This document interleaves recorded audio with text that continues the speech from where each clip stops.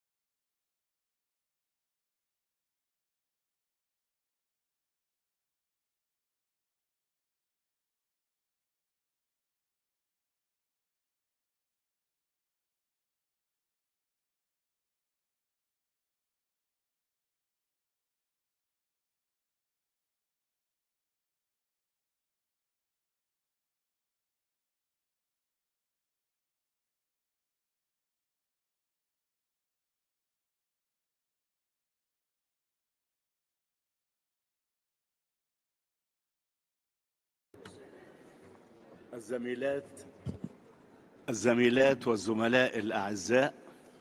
Dear colleagues, good morning, everyone. I would like to introduce myself, Hanafi Gibali, head of the Egyptian Parliament. I'm extremely happy to chair this very important session,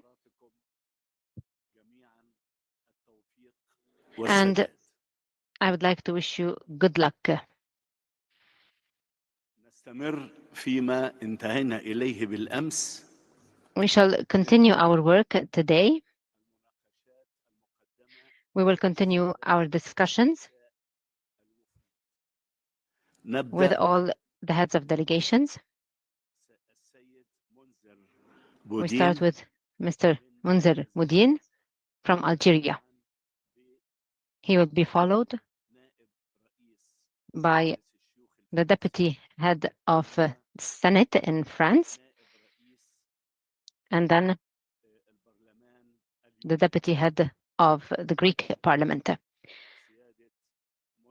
So I give the floor first to Mr. Munzer Boutin.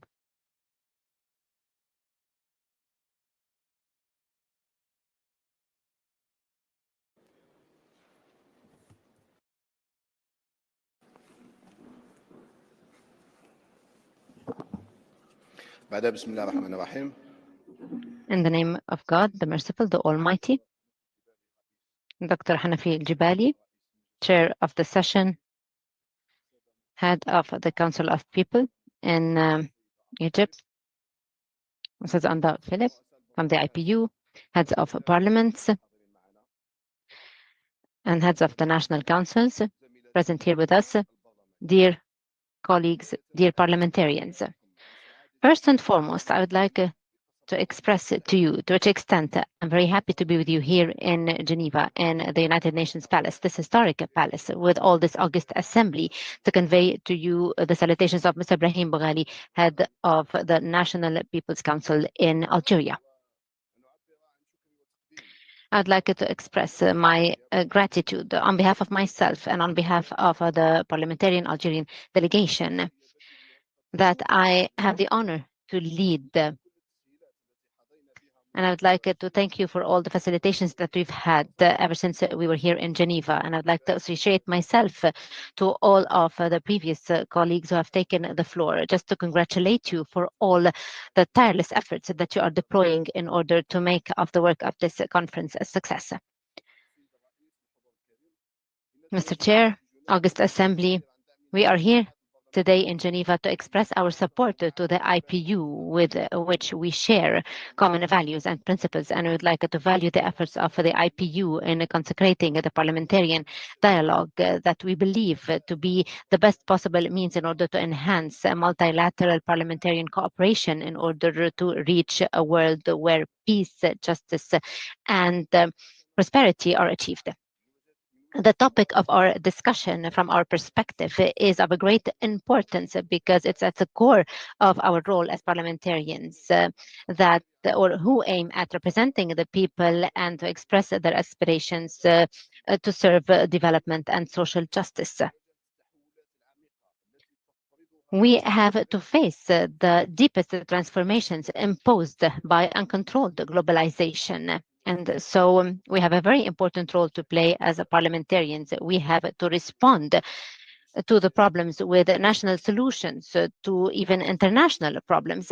We are gathered here today in this very high level conference, and we have to acknowledge that our world today is living in turmoil, including political economic tensions as well as the climate change. We are going through social crises, armed conflicts, as well as the aggravation of the challenges faced by our governments amidst a world of inequality, a lack of respect of international law that was the main reference for the international relations and that had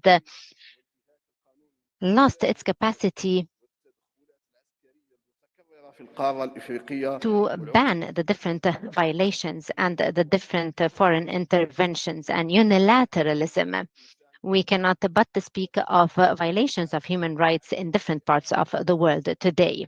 Just as we are witnessing in Gaza, the genocide, the starvation against the innocent people, everything is happening without any real accountability and without any deterrence. And we wish that the heads of parliament today would have a clear stance on this. Allow me just to mention here what had happened the day before yesterday in the United Nations, where there was a meeting related to the two-state solution. And I would like here to mention that a lot of people have gone back to reason because they have expressed their intention to recognize the state of Palestine in the upcoming days. In the same context, I would like to say that the international institutions that were the pillar of the international order, the Security Council and the World Trade Organization, have lost their efficiency despite the attempts to reconsider the structure of these organizations in order to guarantee a higher efficiency. This is why the world feels today that we are heading towards a future full of dangers and threats and interrogation points and marks. And as parliamentarians, we have the full responsibility to give back the importance to the multilateralism at the international level. We have to raise the voice of the Arab countries and the African countries, and we have to defend the common strategic interests at all levels and in all the matters that fall within the jurisdiction of the UN, especially when it comes to the catastrophic situation in Gaza. And of course, work should be done so that we would all head towards sustainable development goals, especially for the African continent and for Asia. In fact, Algeria has made the issue of the reform of the Security Council a necessity in order to get to a more representative international order, one that would be more just and fair. In fact, Algeria has worked for the peaceful solution of problems. It has asserted that there should be a non-interference in others' affairs. Please, sir, do conclude.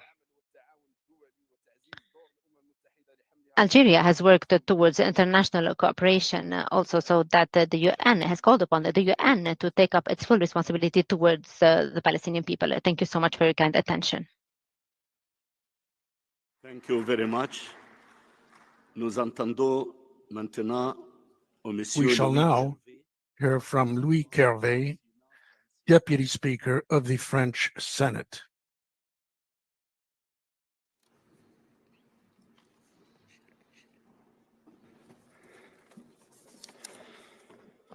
Monsieur le Président, Mesdames et Messieurs les présidents de Parlement, Chair, mes chers ladies and gentlemen, speakers of parliaments, ladies and gentlemen, it's self-evident that our world is now facing new and unheard of challenges.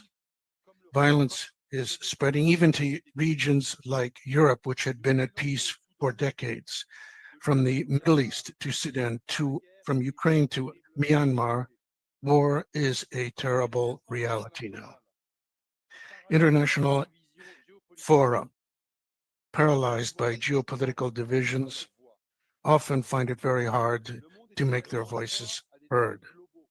The world is in the grip of different crises and challenges, for example, climate change, but also pandemics, organized crime, terrorism, or mass displacements of people due to food insecurity or war. There's also technological insecurity. AI may be a great opportunity, but it is also fraught with risk and needs to be regulated. We need to have a global response to all of this. Now, our organization, founded on multilateralism, finds itself under attack because of that. The blatant use of force, the ignoring of international instances is weakening our institutions. A permanent member of the United Nations Security Council invades a neighboring country within the European continent, trampling its sovereignty and borders.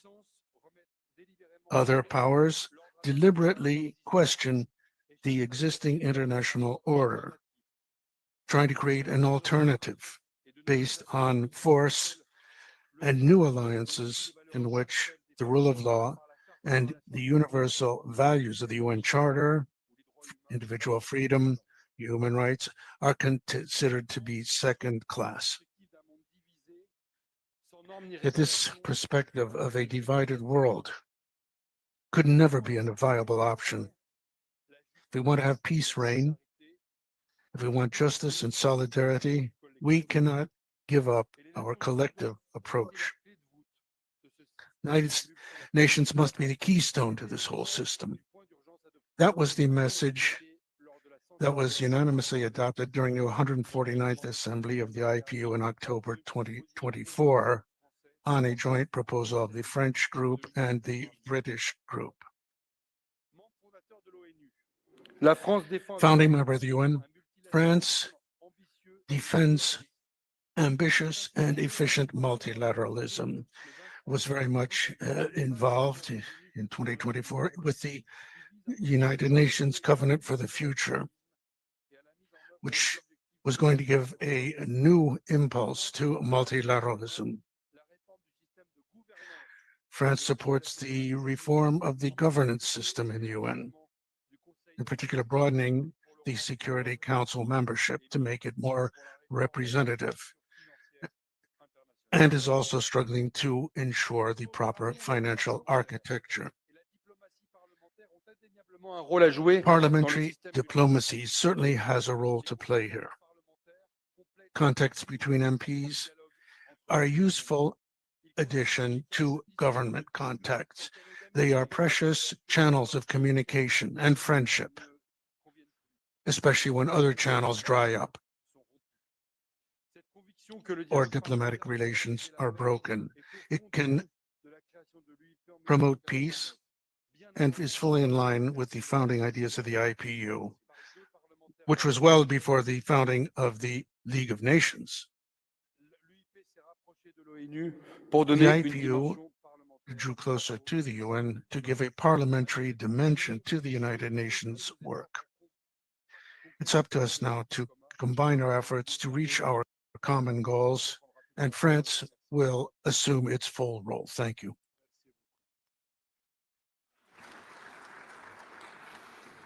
الآن يتفضل I give the floor now to Mr. Rabah Boughali, Deputy Head of the Council of Nations in Algeria.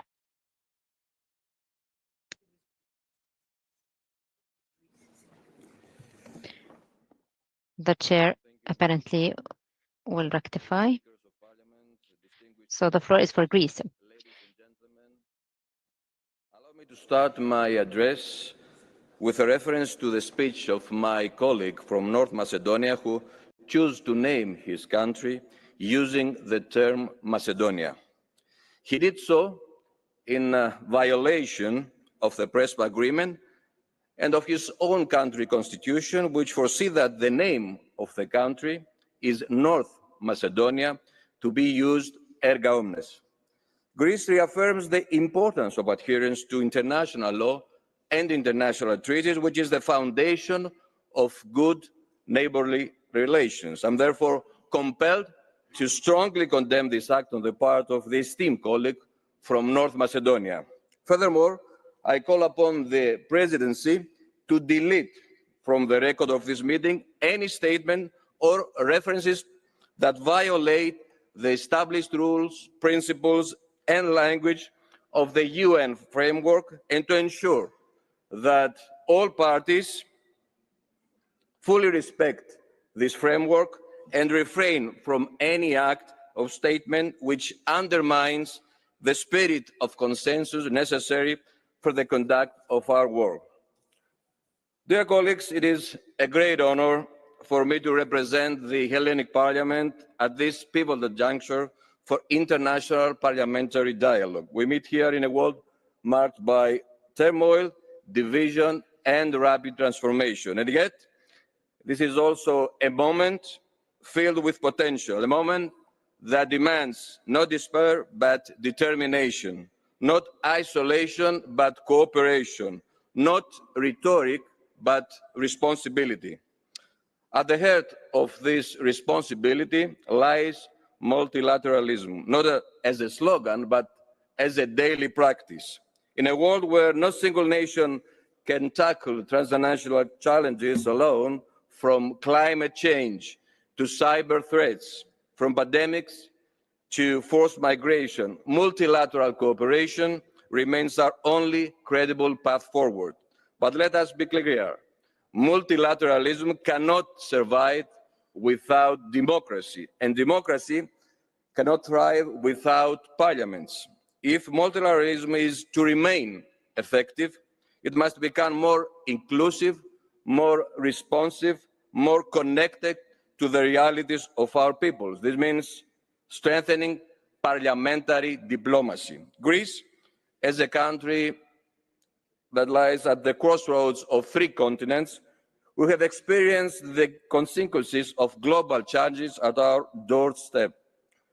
We have seen waves of refugees arriving on our shores. We have also experienced the climate crisis firsthand through devastating wildfires, prolonged droughts, and extreme weather that reshape our ecosystems and local economies. And as the birthplace of democracy, we know that democratic values need always to be preserved at all costs. Dear colleagues, what it needs urgently is political courage, collective commitment, and a renewed belief in a shared destiny. This conference must be more than symbolic. It must be a signal to our citizens and to the world that we are united, determined, and ready to lead in the name of peace, justice, and prosperity for all through stronger, more democratic multilateralism. Thank you for your attention. Many thanks to Mr. Ioannis Plakiotakis, Vice President of the Hellenic Parliament. الآن الدور للسيد I give the floor now to Mr. Rabah Boghali, Vice President of the Council of the Nation in Algeria.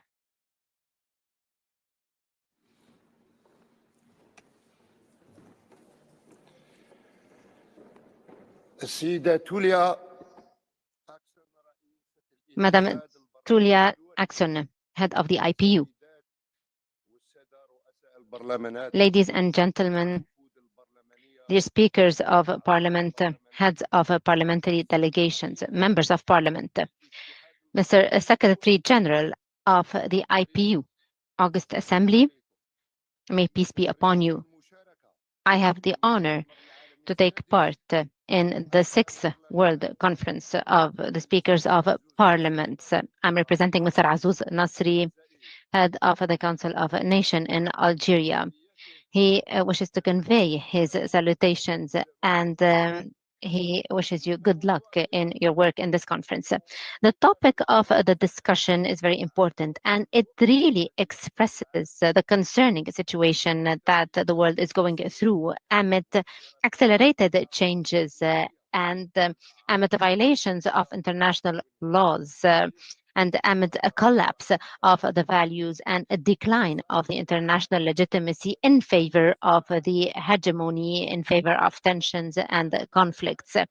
We are witnessing worldwide crises, and this is crushing the principles of peace and justice. This is why it's very important to enhance the multilateral cooperation in order to restore calm to our planet. The mission is difficult, our task is difficult, but it is not impossible if we have good intentions and if everyone works tirelessly, including the parliamentarians, in order to restore the harmony at the level of the international community in favor of humanity and the rule of law.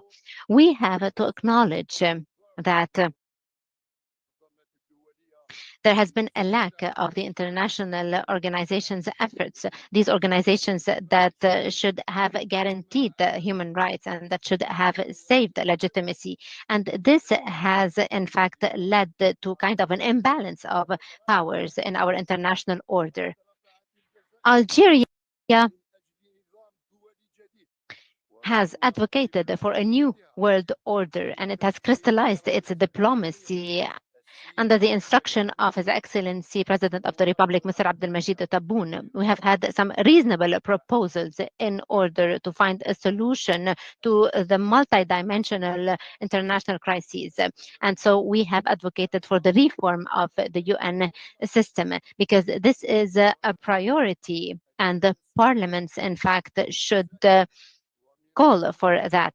Algeria, through its non-permanent membership in the Security Council, has warned against the danger of such an imbalance in the United Nations, and it has warned against the lack of measures that are being taken, especially when it comes to Africa, and especially amid the incapacity and the silence towards the genocide in Gaza and the displacement of people there. Reform comes first, and this is why the IPU should work towards implementing it as a main condition to restore stability worldwide. We are living in a turmoil, and this is being exacerbated by the big polarization that we are living and that we are going through. This is why Algeria is calling for the principle of non-alignment and for making it have a crucial role in restoring stability into the international relations. Thank you so much. Now the floor is to Thank you Mr. so much. Deputy Speaker of the Assembly of the Republic of Portugal.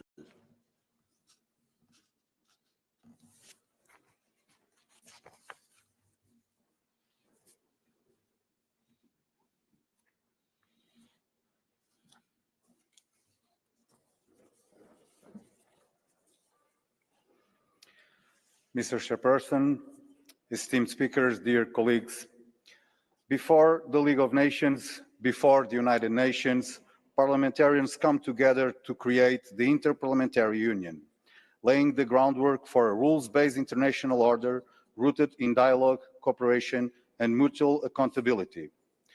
Multilateralism, it is in most enduring form, has always been parliamentary. And yet, the very foundations laid by Kremer and Passy are now eroding. We are witnessing a slow and steady crumbling of the multilateral order, not through a single act of rejection, but through quiet neglect, the weakening of norms, and a steady retreat into national interest. What was once the basis of international cooperation is being shipped away, principle by principle, commitment by commitment. Institutions that upheld dialogue now find themselves questioned, bypassed, or hollowed out. The tenets that guided decades of stability and eroding, not with shock, but with attrition. As parliamentarians, we are deeply familiar with the daily challenge of reconciling difference. We represent competing visions, diverging priorities, and conflicting interests. Yet, we are called to find common ground and to deliver outcomes that serve the whole. No single state, however powerful, can solve the challenge of our time alone. Not on climate, not pandemics, not hunger, not artificial intelligence, not misinformation, not wars of aggression. Durable solutions are never imposed. They are forged through dialogue, built on trust, and sustained through cooperation. International organizations, at their best, provide the space and structure for that cooperation to flourish and provide answers to the complex challenge before us. But the peace we enjoy here in Geneva is in stark contrast with the daily death toll in Kyiv and Gaza. The Portuguese Parliament has repeatedly and massively condemned Russia's aggression against Ukraine, a clear violation of international law that undermines the UN Charter and the fundamental principles of sovereignty and territorial integrity. Likewise, lasting peace in the Middle East requires courage and clarity. Yesterday in New York, Portugal has once again underlined the need for an immediate ceasefire in Gaza, as well as its unwavering commitment to a two-state solution with the people of Israel and Palestine living side by side in peace. But let us be clear. Rebuilding trust in multilateralism also requires that we make it more inclusive. Parliaments have long been the space where change first takes root, where voices previously excluded begin to be heard, and where political will is formed before it is ratified by governments. We cannot speak of democracy, freedom, or justice if half of the society is excluded. Portugal has long understood that the defense of dialogue, the rule of law, and democratic institutions cannot be confined within national borders. Parliamentary assemblies are beacons. The Portuguese Parliament has consistently placed multilateralism at the heart of its external engagement, even when diplomacy between states trembles. From the previous presidency of the IPU, for the current leadership of the NATO Parliamentary Assembly, and the support and permanent participation on the Parliamentary Assembly of the Community Portuguese-speaking countries, the Portuguese Parliament has continued to work towards establishing inter-parliamentary dialogue as a core pillar of democratic resilience. These efforts reflect a sustained commitment to building coalitions across regions and ideologies, and to using parliamentary diplomacy to defend democratic values, promote cooperation, and uphold the rule of law. Dear colleagues, what began 136 years ago with 2 parliamentarians brought today delegations from more than 100 parliaments at a critical moment for the multilateral system. That legacy calls us on to action. Conclusion, please. Yes, Mr. President. The last century taught us that when international order strains and falters, it is not the shouts of the few, but the silence of the many that echoes through history, through dialogue and actions that are not abstract but deliberate, not passive but principled, not competitive but collaborative. Thank you. Thank you so much. Now the floor is to Madame Antonia Nina Siva, Deputy Speaker of Parliament of Latvia.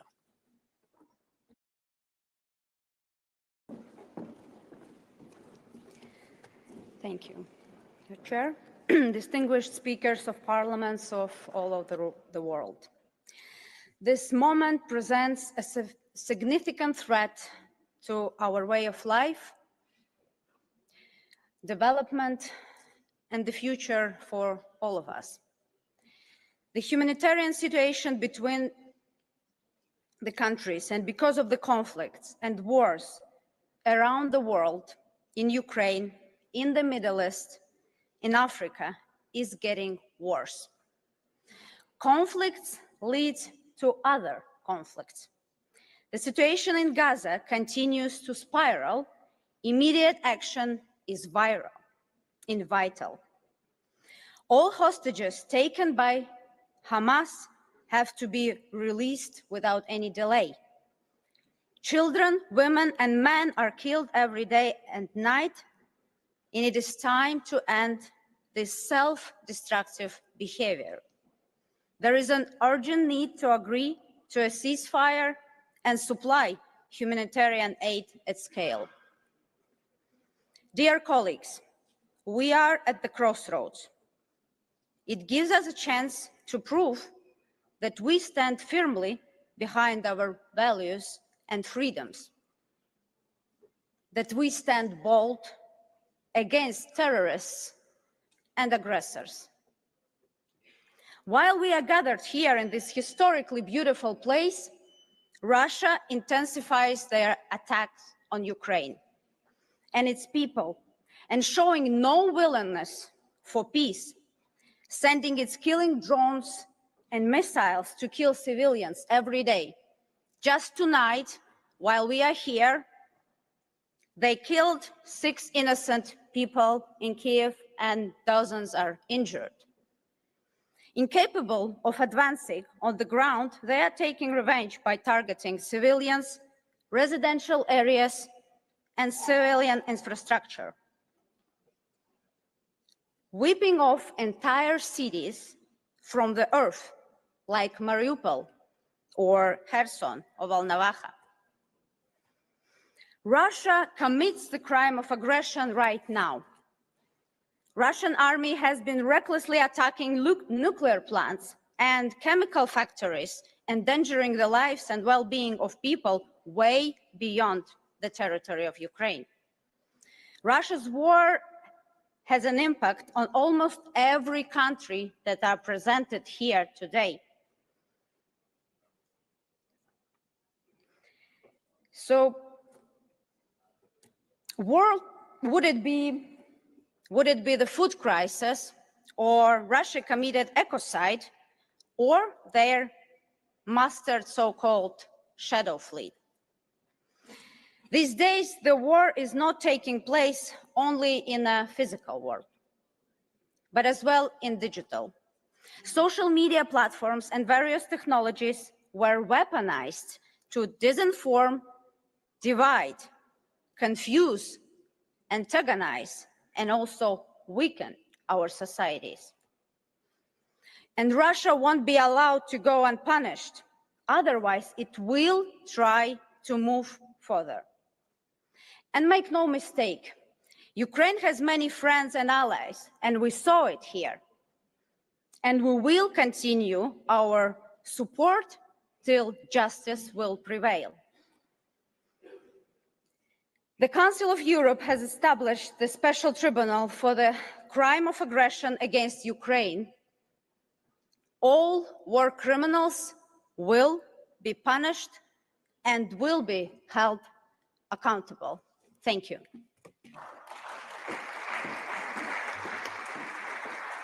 Thank you. Thank you. The floor now is to Madame Gladys Pos-Shweli, Deputy Speaker of the National Assembly of Kenya.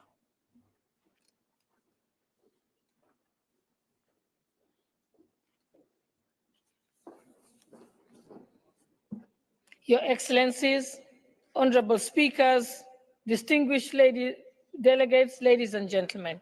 It is an honor and privilege to address this esteemed gathering of the 6th World Conference of Speakers of Parliament, convened under the auspices of the Inter-Parliamentary Union. I bring warm greetings from the Right Honorable Speaker of the National Assembly of Kenya, Dr. Moses Wetangula, and from the people and the Parliament of Kenya. The theme of this conference could not have been more timely. These are difficult times in global governance as the world grapples with multiple crises, ranging from climate change, health pandemics, to regional and global conflicts. It is increasingly clear that no single nation can face these challenges alone. Kenya has been a strong proponent of parliamentary diplomacy in support of multilateral efforts to find solutions to modern-day challenges. The Kenyan Parliament actively engages in regional and international forums to foster regional peace, stability, and democratic governance. Through the East African Community, the Forum of Parliaments of the International Conference on the Great Lakes region, and the Pan-African Parliament, we contribute to the regional integration and conflict resolution efforts within our region. Our Parliament has also supported international initiatives, including the implementation of Sustainable Development Goals and climate adaptation frameworks. And we recently hosted the Africa Climate Summit. We know that we cannot achieve peace, justice, and prosperity in the world if we still continue to compete for the scarce resources. Our Parliament and our government in Kenya has implemented or has made great effort in implementing the Sustainable Development Goals. Yesterday, during our session, we were informed that 40% of the 17 Sustainable Development Goals have been achieved. Having been a professor at the university, 40% is a fail. It is a poor grade. And therefore, we call upon each of us and all the member states to step up more efforts to ensure that we achieve these goals, because we cannot have a peaceful world without them. And one casing example is issues of climate action. On the issue of climate action, if we do not implement the polluter must pay principle, then it will remain a pipe dream. We know very well that the global north is responsible for 90% of the pollution that causes climate calamities. Yet, it is the global south that suffers the brunt of climate change, from floods to drought and food insecurity. In Kenya, we are proud to say that we have a program to plant 15 billion trees in 10 years. And also, 92% of our energy is from green sources. That is hydro, geothermal, and solar energy. And we no longer approve the establishment of fossil fuel generated power anymore in Kenya. Secondly, on issues of education and quality education, Kenya has embarked on an ambitious university funding model where everybody, no matter their social economic stage, will be able to access education. Please conclude. As I conclude, I also want to say that on the matter of right to housing, under the Sustainable Development Goals, Kenya has been able to implement an ambitious program of having 200,000 affordable housing every year for the next 5 years. And in closing, we must rededicate ourselves to the multilateral system that is more transparent, responsive, and representative. Kenya welcomes the UN80 reform initiatives and is keen on reforms that make the UN more effective and more useful to our world. Thank you.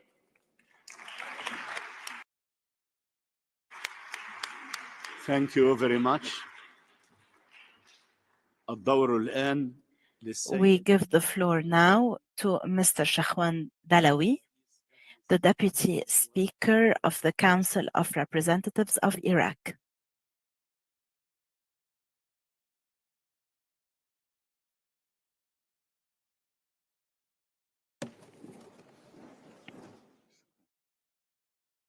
Thank you. In the name of God, most gracious, most merciful, Excellencies, ladies and gentlemen, speakers of Parliament, may the peace of God be upon you.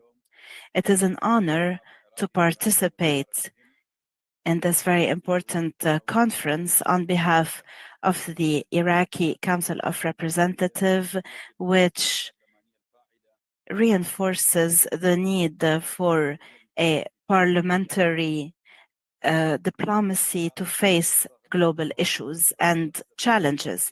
Iraq, despite all the wars and conflicts that it has faced, is keen on being part of the solution, not of the problem, and a voice for stability to shape a more fair and equal future.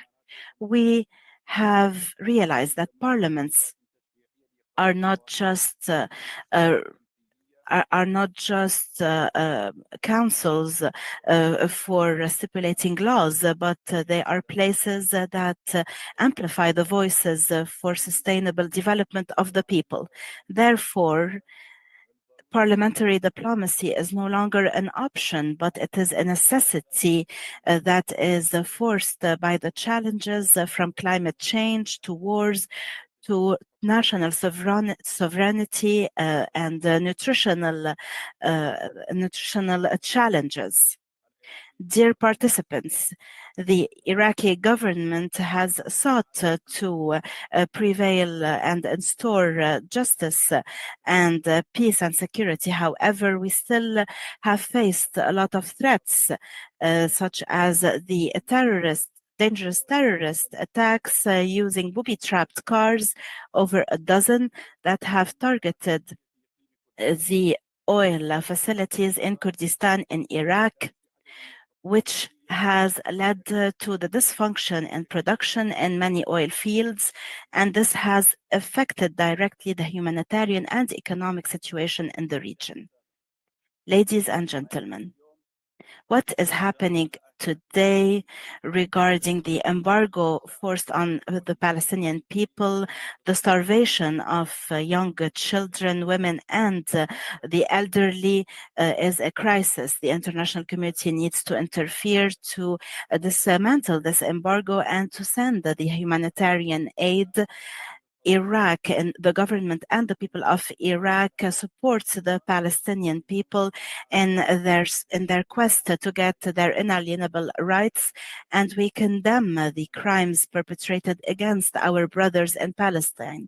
We also call on the international community to stand with Iraq to face the security situation. We require the support to decrease the tension and to install the stability in our region. This is why Iraq calls on creating routes in between parliaments to face common challenges and to consecrate efforts to cooperate between parliaments. We hope that this conference will be a good start for our partnerships in between the different parliaments. In conclusion, Iraq confirms its commitment to all the efforts for stability in the world and to serve the humanitarian causes, to make sure that our voices are heard internationally. Thank you very much for your attention. Greetings and thank you very much. Thank you very much. Now I give the floor to Mr. Ahmadou Mahfoud Mbala, the Vice President of the National Assembly in Mauritania.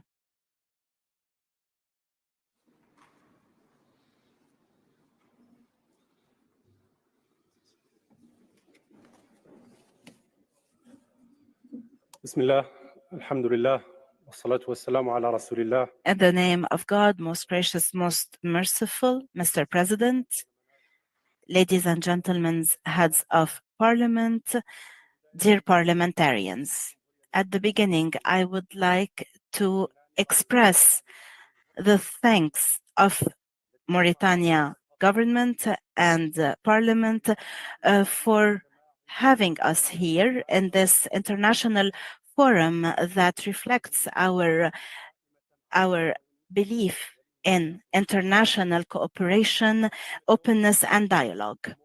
The world today is going through a very critical moment in which tensions are climbing and there is a lot of instability nowadays. Therefore, we need an active parliamentary role that amplifies the voices of the people and contributes in building trust between societies and governments. In Mauritania, we believe that it is very important for parliaments to cooperate in a multilateralism that is based on mutual respect, and its noble objective needs to be permanent and sustainable peace, not through force and powers, but through the consecration of mutual humanitarian values, most importantly, not accepting injustice. Ladies and gentlemen, in this parliamentary gathering, we cannot overlook the humanitarian suffering of the people of Gaza. They are facing very harsh humanitarian conditions as they are being starved and they are seeing complete and absolute destruction. The Israeli occupier is forcing them out of their land. This is an unprecedented crisis. We call on from this podium all national parliaments and international concerned organization to move fast to put an end to the suffering of the people of Gaza and to provide security for all civilians, children, and women. It is unaccepted that the suffering goes on without accountability, and that the values that we hold on to in the United Nations Pact and the Declaration for Human Rights are being overlooked. Ladies and gentlemen, Mr. Chairperson, we need justice and sustainable development requires us to uproot injustice to be able to manage the crisis. We hope that this conference will be a step in the right way towards a more just, a more humanitarian future. Thank you very much. Thank you very much. To Mr. Carlos Nunes Salinas, alternate President of the Latin American and the Caribbean Parliament.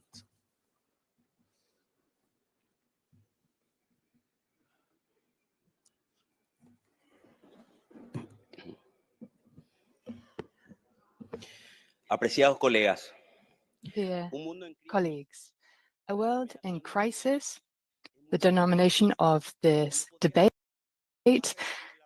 is very close to the reality. We are experiencing many different events such as armed conflicts, climate change, inequalities,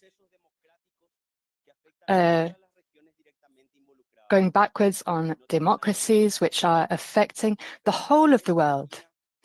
Despite the fact that Latin America is not a direct scene of conflicts, it is receiving many consequences of the world's crises and conflicts. For example, the Ukraine war has had many effects on the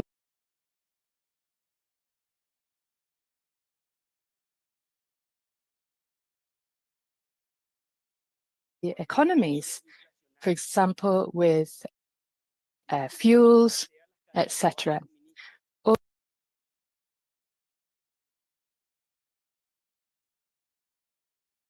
Also with the global chain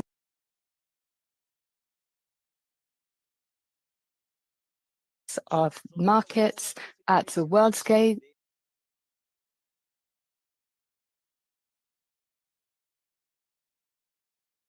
these are some of the consequences of these armed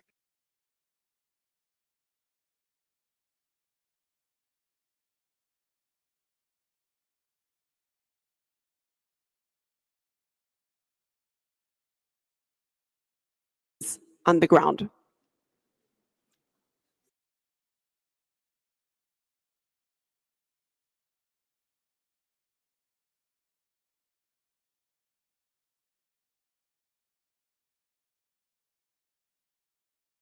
To participate in this panel. I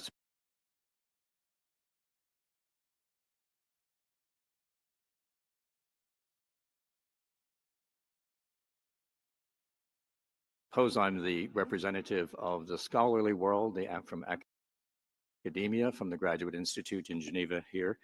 But I would like to make a couple of observations. First, about the potential, or the not potential, the existing mistrust between governments and non-state actors. I would posit that many global problems cannot actually be solved or addressed without the engagement of non-state actors.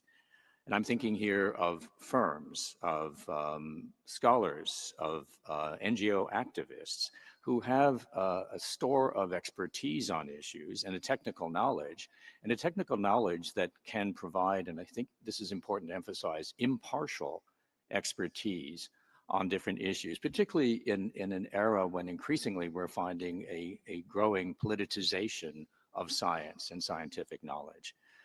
Now, scholars have not only participated in what I'll refer to later as transnational policy networks of expertise, but scholars have also studied their own engagement and involvement and the involvement of non-state actors.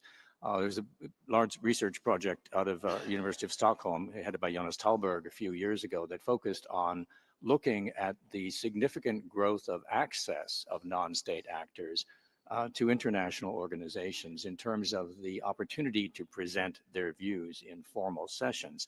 I'll posit later, though, I think that perhaps it's the informal engagements that's much more important. But let me just conclude by providing a couple of illustrations of where non-state actors participate in what Ken Abbott and I term transgovernmental initiatives. And these are locations not just for presenting views in an international forum and participating in issue framing or agenda setting, but actually participate in monitoring and even enforcement. And I'll give three examples. One would be the ICOCA, which is focused on regulation of private military and security companies, whose headquarters is based here. It's a tripartite arrangement with states, with firms, and non-governmental organizations that provide certification. Many of you are probably familiar with the Kimberley process, also a tripartite model, not directly after the ILO, but also a similar kind of multi-stakeholder arrangement, or the EITI that Kofi Annan was so much associated with, the Extractive Industries Transparency Initiative. All of these mechanisms involve not just presentation of ideas or evidence, but also participate in monitoring and enforcement activities. Thank you. Maybe I can stay with you, Thomas, and just dig into those examples that you shared a little bit more. What lessons can we draw from them, both in terms of what worked and what didn't? That again, if we tried to move towards this kind of an inclusive model more broadly within the UN system, that we could learn from. Well, I suppose let me give the local example of the ICOCA, which focuses on private military security companies. This was a growing problem, a political problem, and raising serious questions about sovereignty and the authority of states when private military or security companies were acting perhaps on behalf of, but independently of, and therefore much less accountable. And what's interesting to me as a scholar studying international organizations and multilateralism is the governance structure of the ICOCA itself was established. And it's a tripartite arrangement that ensures that no two actors can gang up on the third before they provide certification for these companies. So it's actually, even their voting system is structured in a way that you can't have an alliance of two of the NGOs without states. So it's a way of ensuring that states remain present and active, but in their certification processes, they actually make decisions, and some governments about the certification of a set of standards for private military security companies.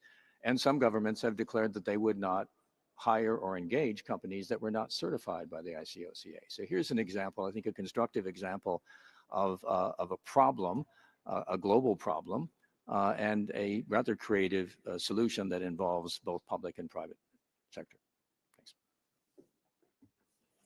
We've spoken a fair bit about the role of civil society or business in influencing multilateral outcomes, but Martin, at the beginning you made clear that this is a very specific audience here today of parliamentary speakers who are state actors in a certain manner, even if they're not necessarily representing the government in power. So I wonder what you see as the role of parliaments in all this more specifically.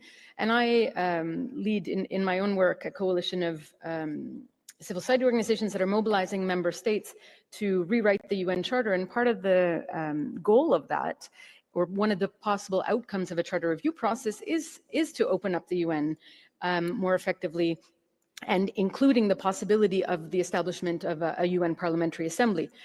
So curious your thoughts on that, whether what are the prospects and pitfalls of that as part of a potentially revised UN architecture, and the extent to which we would need to go that length to really meaningfully engage parliaments.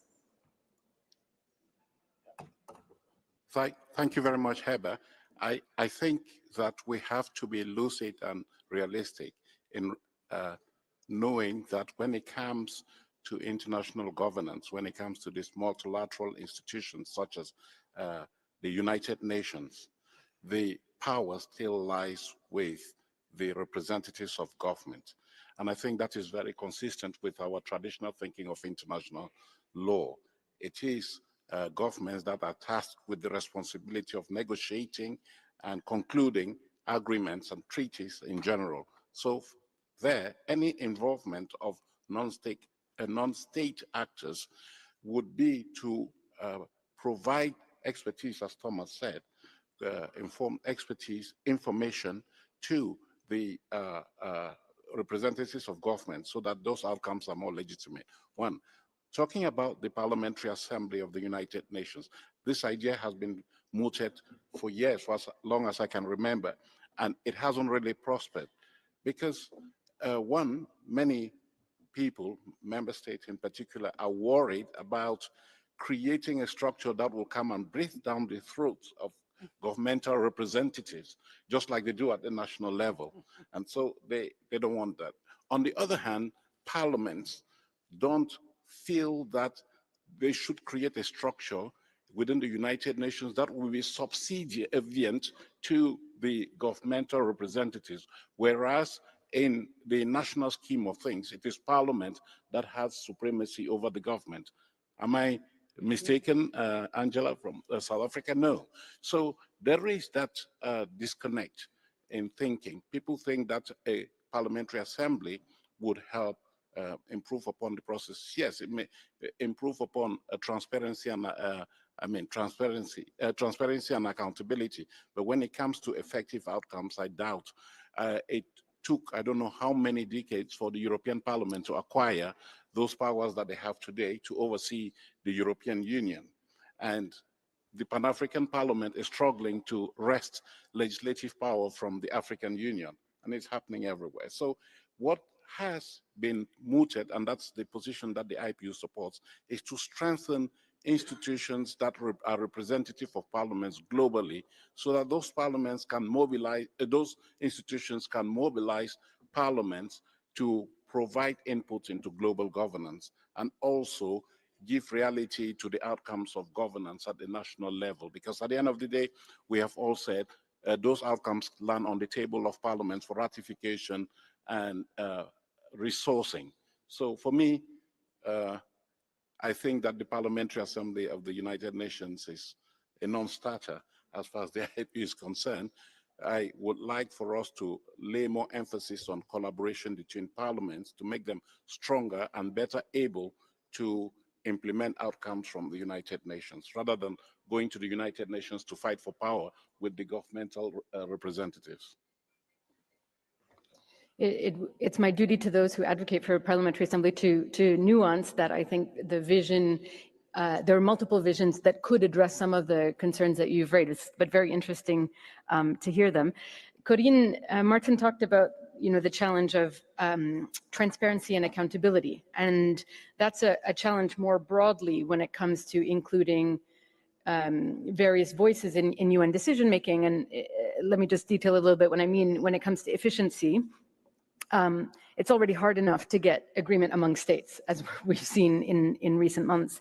And are we making the UN more efficient or weighing the system down when we open that up even further? And some could argue we would move much faster without a cacophony of voices.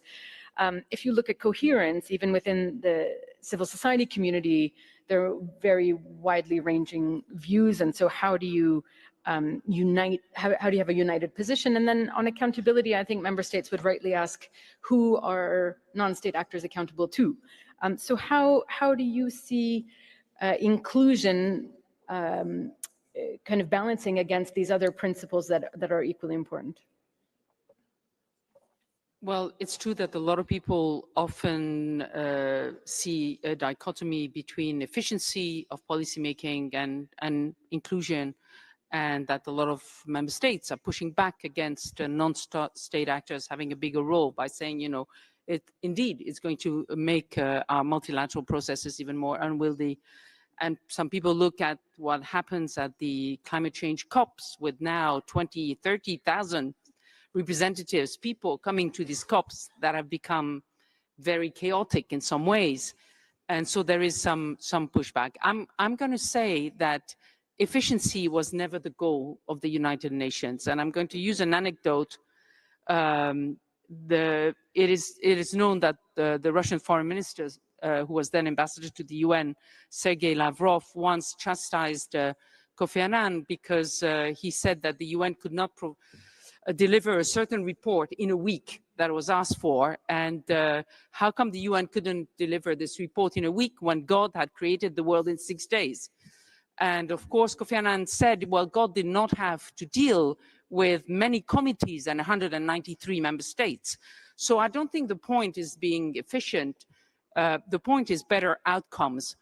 And look at Swiss democracy, which is sometimes maddeningly slow, but they definitely yield very good outcomes in terms of human development index. And I can't say this because I am not Swiss. But so the inclusion of including many voices will always make for better outcomes and will in fact often mean more efficient and effective processes. So I just wanted to say this. However, what is true, I think, is that the way that the UN in particular, but many multilateral organizations and regional, EU, AU, etc., have included voices of civil society has not been optimal. And in particular, it's known that it's very difficult for NGOs from the Global South to participate effectively for reasons of capacity, for reasons, you mentioned the many administrative hurdles that you have to, the hoops that you have to jump through to obtain a consultative status, for instance, at the UN, or obtain participation in any conference, but also the cost of doing so, of course. But also, it is true that there's a lack of transparency. It's well known in Geneva that probably 80% of the NGOs that participate in the work of the Human Rights Council are what is known as GONGOs, so government organized NGOs. So not really NGOs at all, not very independent, but secretly representing the interests of certain governments. So the problem is not whether we should include voices, but what voices we include and how we do it in a way that really makes the outcomes as good as possible. Thank you.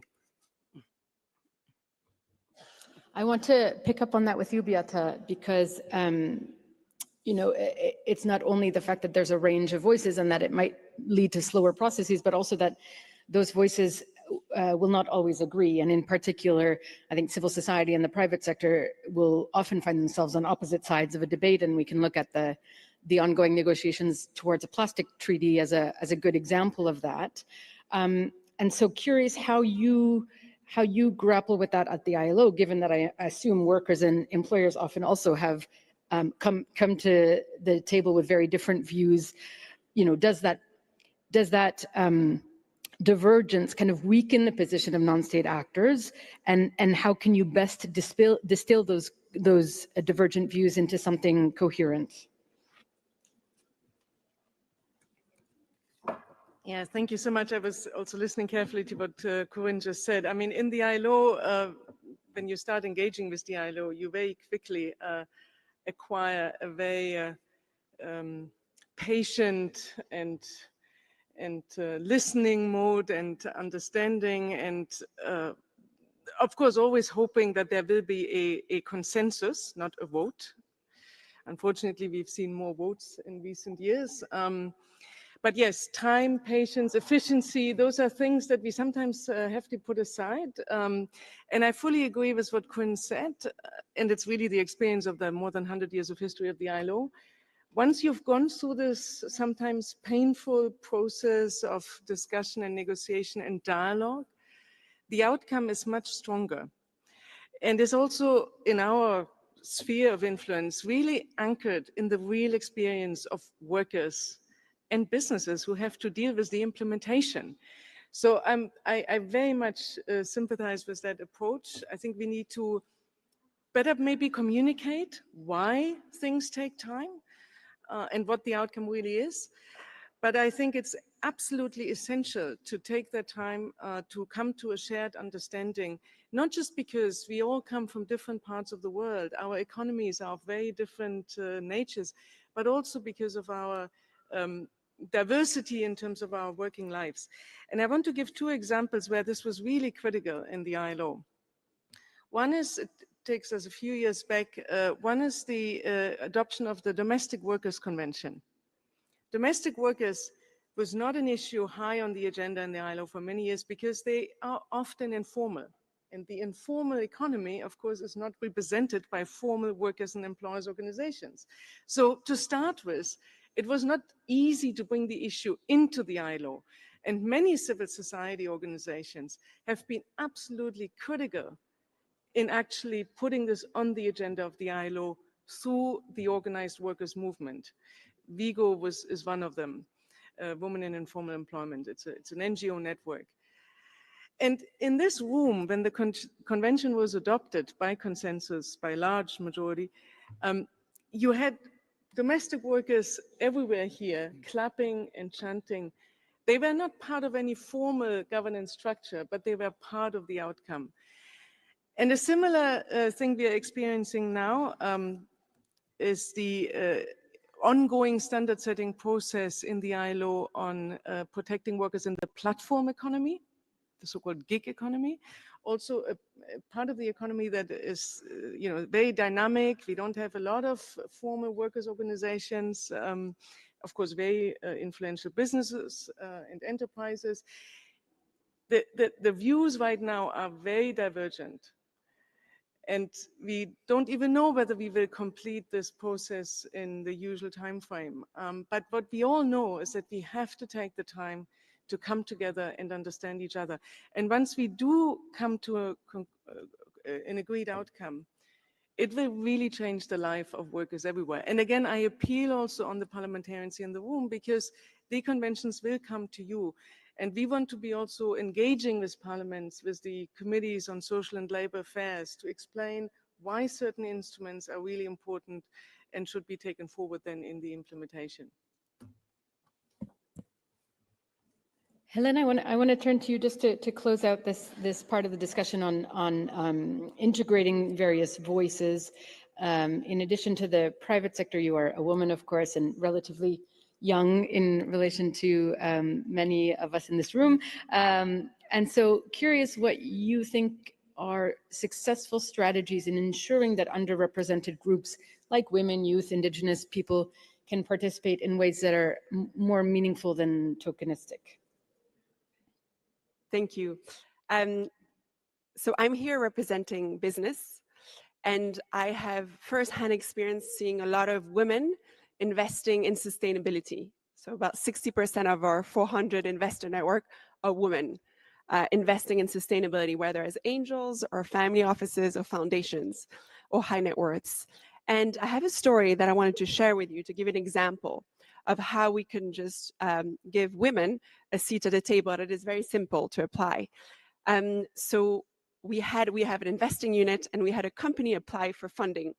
And it was a great company, great management team, great impact, powerful traction. It ticked all the boxes that we were looking for to back them. But what was missing is that there were no women in the management of the company, nor on the board, on the founding team, any senior position in the company. And so for that reason, we decided to not invest and not present it to our network of 400 investors. And so we denied the investment, and we got an email from the founders saying, please, can you please give us some feedback? Like, why not? I don't understand. We're perfect for you. And they did match all the criteria. And because they insisted, we gave them the feedback. And then we received a long email a week later saying, thank you. You were the push that we needed to hire a woman, which was on our long to-do list. It was one of the many things on our to-do list. And we decided to prioritize it because you denied us funding. And so I think that's a very simple example of how we, as funders, investors, philanthropists, can really make a difference. You've got applause from Patty. That says a lot. So you're talking really about creating incentive structures that lead to that meaningful participation. But Martin said in his last comment that member states will never really want to lose the power that they have over the intergovernmental system. So I'm wondering, Jonathan, if you could kind of speak to how do we overcome that challenge where member states don't have the incentive to give space to other voices? This goes to the issue that you were talking about, efficiency. Efficiency is a how. The problem we have in modernity is the why. So we have law without justice, medicine without healing, education without character, building weapons, the more you perfect them, the less security you obtain, art without beauty, philosophy about philosophy, the how of philosophy, and not about the pursuit of truth, and a preoccupation with efficiency, which is valuable for running a business, valuable for achieving a clearly determined goal. But right now, our key institutions are melting the polar ice cap, putting at risk the regenerative processes of nature, and we don't have a moral challenge to this distortion. I would propose that the universal moral ethical foundation of families, communities, religions is found in the Golden Rule in some articulation. Either do unto others or refrain from harming others in ways you don't want to be harmed. But all of those ethical principles were stated only with your contemporaries. But today, we're literally the first time in human history where we're putting at risk the very future of humanity. And we need an ethical argument, not just an efficiency argument. In many ways, the SDGs are argued as an efficiency. But I would argue that it's not an efficiency issue. It's an issue of our moral responsibility. And I would say in the 21st century, and 15 Nobel Peace Laureates have signed on to this, is we need a golden rule for the 21st century, a moral imperative that says we must treat the lives and well-being of future generations as we want to be treated. So policies have to be in accord with sustainability, not as an efficiency standard, but as a moral imperative. And normal people understand what's right and wrong. The efficiency arguments are not penetrating the public, but the moral argument to our children and their children and so forth has resonance. So I would say it's not only important to talk about efficiency, it's really important to talk about the why. And the only way we can protect the regenerative processes of nature, the phytoplankton, for example, which is 60% of our oxygen, we all share a third lung. The only way we can protect that is collectively through a cooperative common security system. That's the why. Can I push back and ask, in this world that we live in now of hard power, whether that kind of moral argumentation can work with member states? I sat in the plenary discussions just before this and heard many of you in the room talking about the constant violations of the so-called rules-based international order. Those kinds of arguments, do they land right now? I would say one of the reasons why we don't have sufficient public support of these initiatives, like the SDGs, for example, is because we haven't adequately explained how these institutions and these principles affect people's daily lives, and more importantly, affects the things that's most important to them, which is their children and doing the right thing. So part of the lack of support for these essential programs is not reaching people's hearts, and people are moved by what's ethically correct. And there, I would argue, there's a huge role for parliamentarians in helping to make that case to the people. Martin, I know you have to leave us early, so before you do, it'd be great to just hear your kind of reactions to what you've heard from your colleagues and any main takeaways you have on how the parliamentarians in the room can take these discussions back to their own capitals. Thank you very much. The discussion we're having here is very reassuring indeed.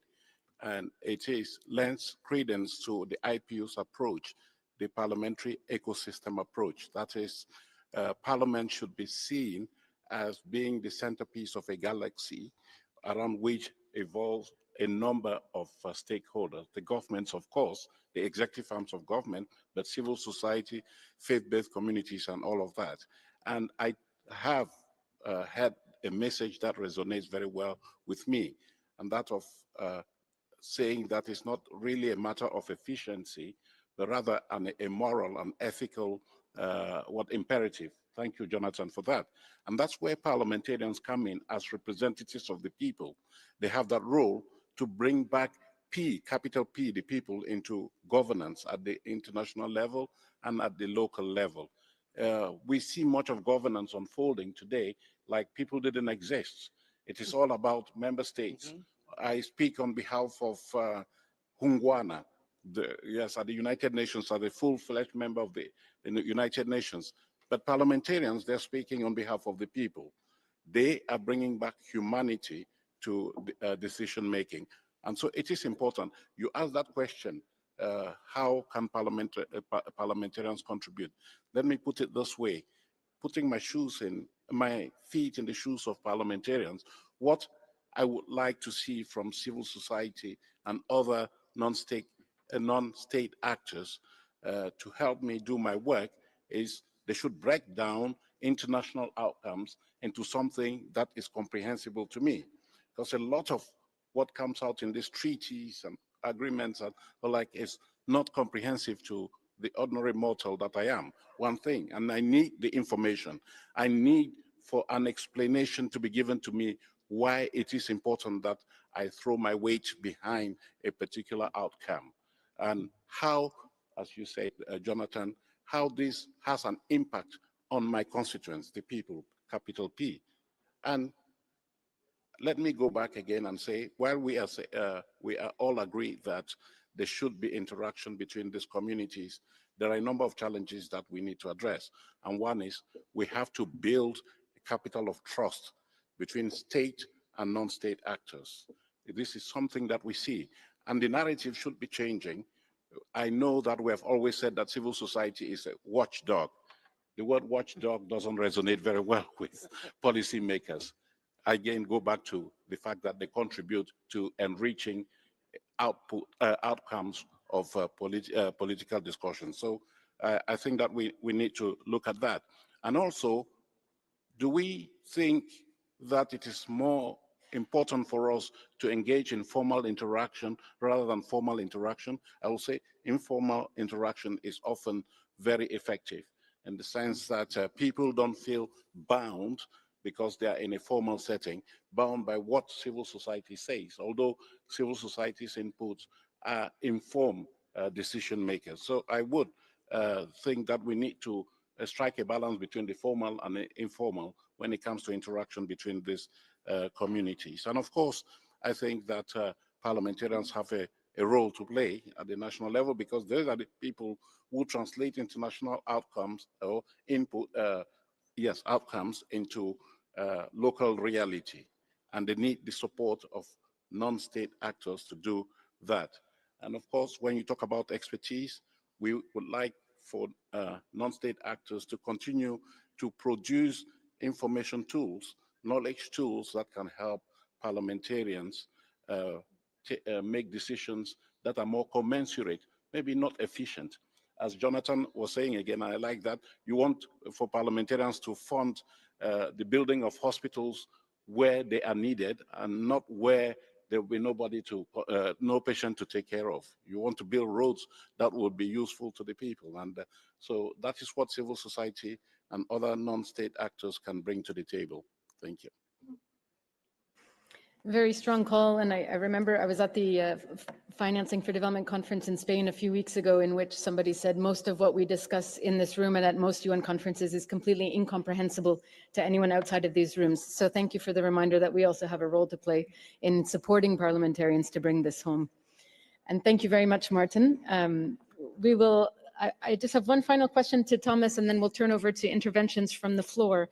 And that is, I think, we've been discussing a lot of the kind of principles of what engagement of a networked multilateral model would look like, but I'm struggling to imagine in practice what it looks like. And it strikes me that this vision of a networked UN is kind of constrained by the realities of the governance of the UN, which are codified in the UN Charter, among others. That doesn't really make space for this vision that we've been talking about. So what does this look like in practice? Is it going to be on the peripheries, or are there ways of really bringing into the very structures of the UN, to your mind?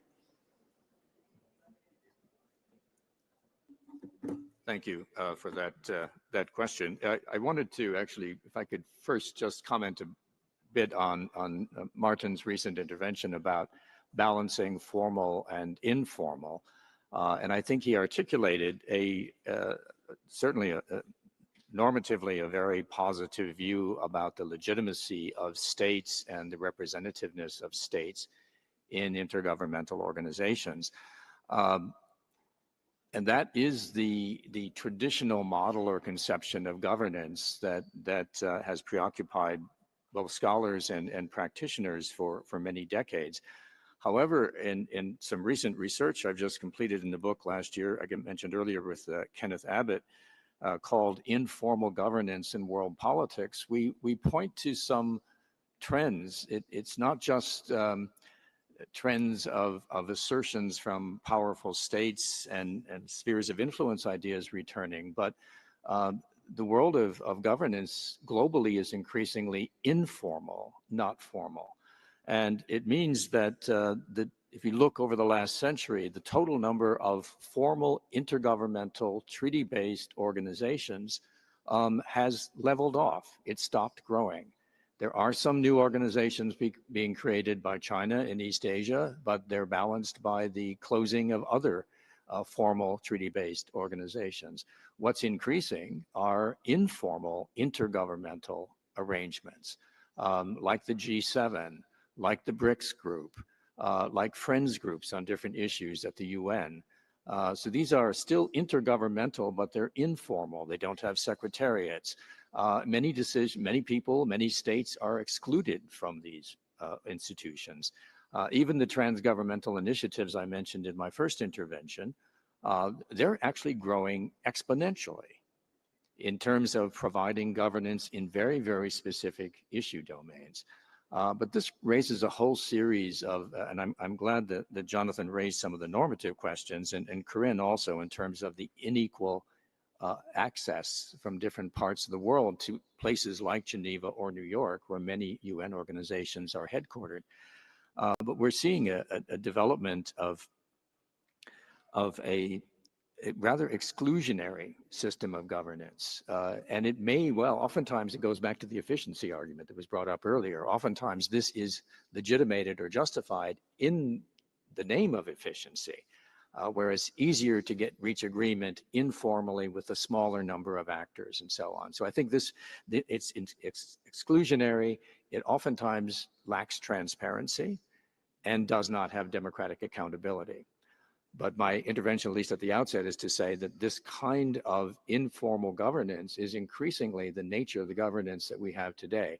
I don't want to end on such a negative note, though, because there are ways in which what's done in these informal settings informs what happens in the formal. And in fact, much of the productive work and many of the engagements between states and non-state actors or their representatives are actually not in the formal sessions, but are in the informal interactions around the formal meetings. So in that sense, I'm not going to argue against informality, but just simply argue that we're living in a world where there's an increasing, what I would call a competition for authority on many different issue domains. And that means that organizations, formal intergovernmental organizations like the United Nations, need to focus on their core strengths. One, their legitimacy because of their inclusivity and their representativeness. And two, is represented on this panel, the depth of expertise that exists within the UN agencies. But no longer can we talk about global governance as something done at the United Nations. It really requires a much more complex, networked set of arrangements. Thank you. I'm not supposed to have an opinion as the moderator, but I would argue that part of the reason for the proliferation of these structures that are not universal, as you say, and less representative is precisely the inadequacy of the current UN model, which reinforces the need for the reform of that architecture around which there is much discussion today. Elena, one final comment from you, and then we're going to turn to the floor. Not yet. There you go. A quick comment about language we touched upon, about inclusive language. I have a master's in management from London School of Economics, yet I was having a hard time understanding the UN questions that were sent to me to prepare this panel a few days ago, to be honest with you. And so I think inclusive language and business language will be helpful to make sure there's more people around the table that can engage and understand and participate. To give an example, in our sector, we were trying to attract more female founders. And typically the language to attract startups in the masculine world is, oh, he's a genius founder. He's a absolute incredible founder. You know, he's one of a kind. And no women were applying to get funding because of that. So we changed the language. We said, we're just looking for founders to like to get things done. That's it. You know, people who know how to get things done. And that suddenly attracted a lot of applications from female founders. So this is just an example of how language can suddenly include a whole different population that was not anticipated beforehand.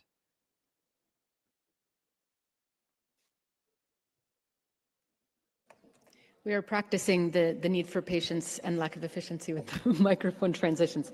I'm now going to turn to interventions from the floor around this question of networked multilateralism, beginning with Ousmane Bougouma, President of the Transitional Legislative Assembly of Burkina Faso. And you can make your, okay, he's not here and coming soon. Okay. And I apologize in advance for any mispronunciations. Andreas Norlin, Speaker of the Riksdagen of Sweden. Are you here? Yes, wonderful. Please, over to you. Well, thank you. Thank you all for this very interesting discussion on a very important topic. Just a couple of observations or comments, perhaps questions. I think, of course, in a world where we see different forms of democratic backsliding, it is important to find ways for people to make their voices heard. So I think it is important to have civil society and its representatives included in decision-making processes, both nationally and globally.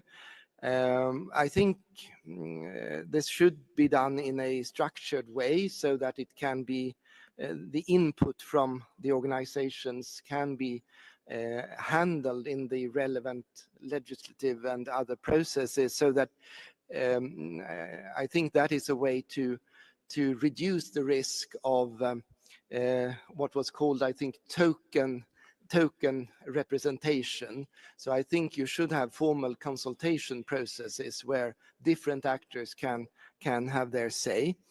As experts in their fields, or as engaged people who have organized themselves. And just to mention, the Swedish legislative process has there we have formal requirements for the government and the parliament to consult with also actors outside of government and parliament when new legislation is created. May it be civil society, may it be different authorities or other stakeholders who might have something to contribute to the process, in order to have a broadest possible consultation and broadest possible input.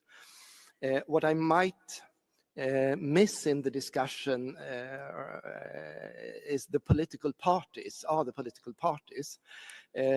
Of course, the notion of a political party can be very different between different democracies with different traditions, and of course also between democracies and countries not so democratic. But I think, at least in the ideal world, it is very much the role of the political parties to have the role of channeling the views of the people, to feel and to interact with people, but of course also to have a two-way communication. So of course also to try to influence the opinion of the people by promoting their political ideologies and proposals. So I think, because sometimes I feel that we use or we discuss civil society as if they were the only representatives of people.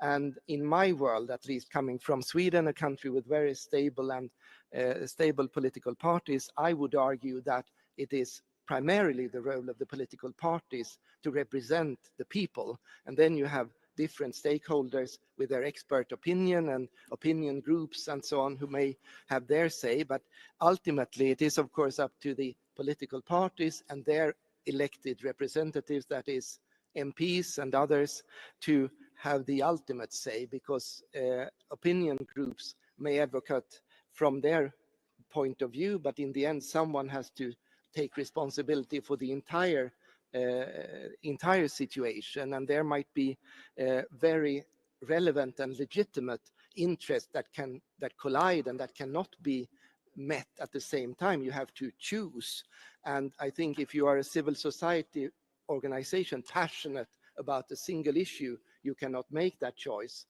So someone has to, at the end of the day, decide which of these colliding interests should we prioritize today, or which of these very relevant programs do we finance today, because we can only finance one out of many, and so on and so forth. So that would be perhaps my input here to say that don't forget the political parties, at least in democracies, because their role is also to represent the people. So I think we need to have a broad and balanced approach here. Thank you.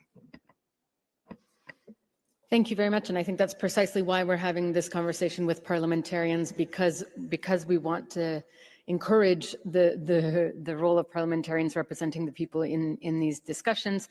And I'm struck by your comment also that there is probably quite a bit that multilateralism can learn from parliaments in terms of consultation.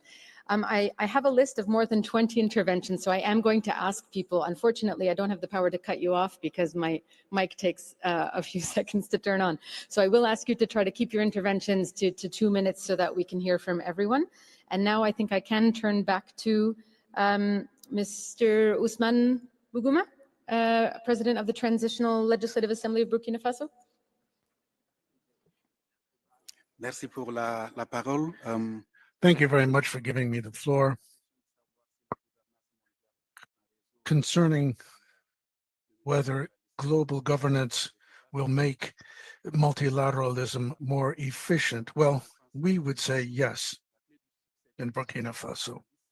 The key to the success of multilateralism is indeed having a global governance which would allow us to have an ongoing dialogue between states, and above all, have a more just world, taking into account the aspirations of each and every one, and taking their advice into account as well.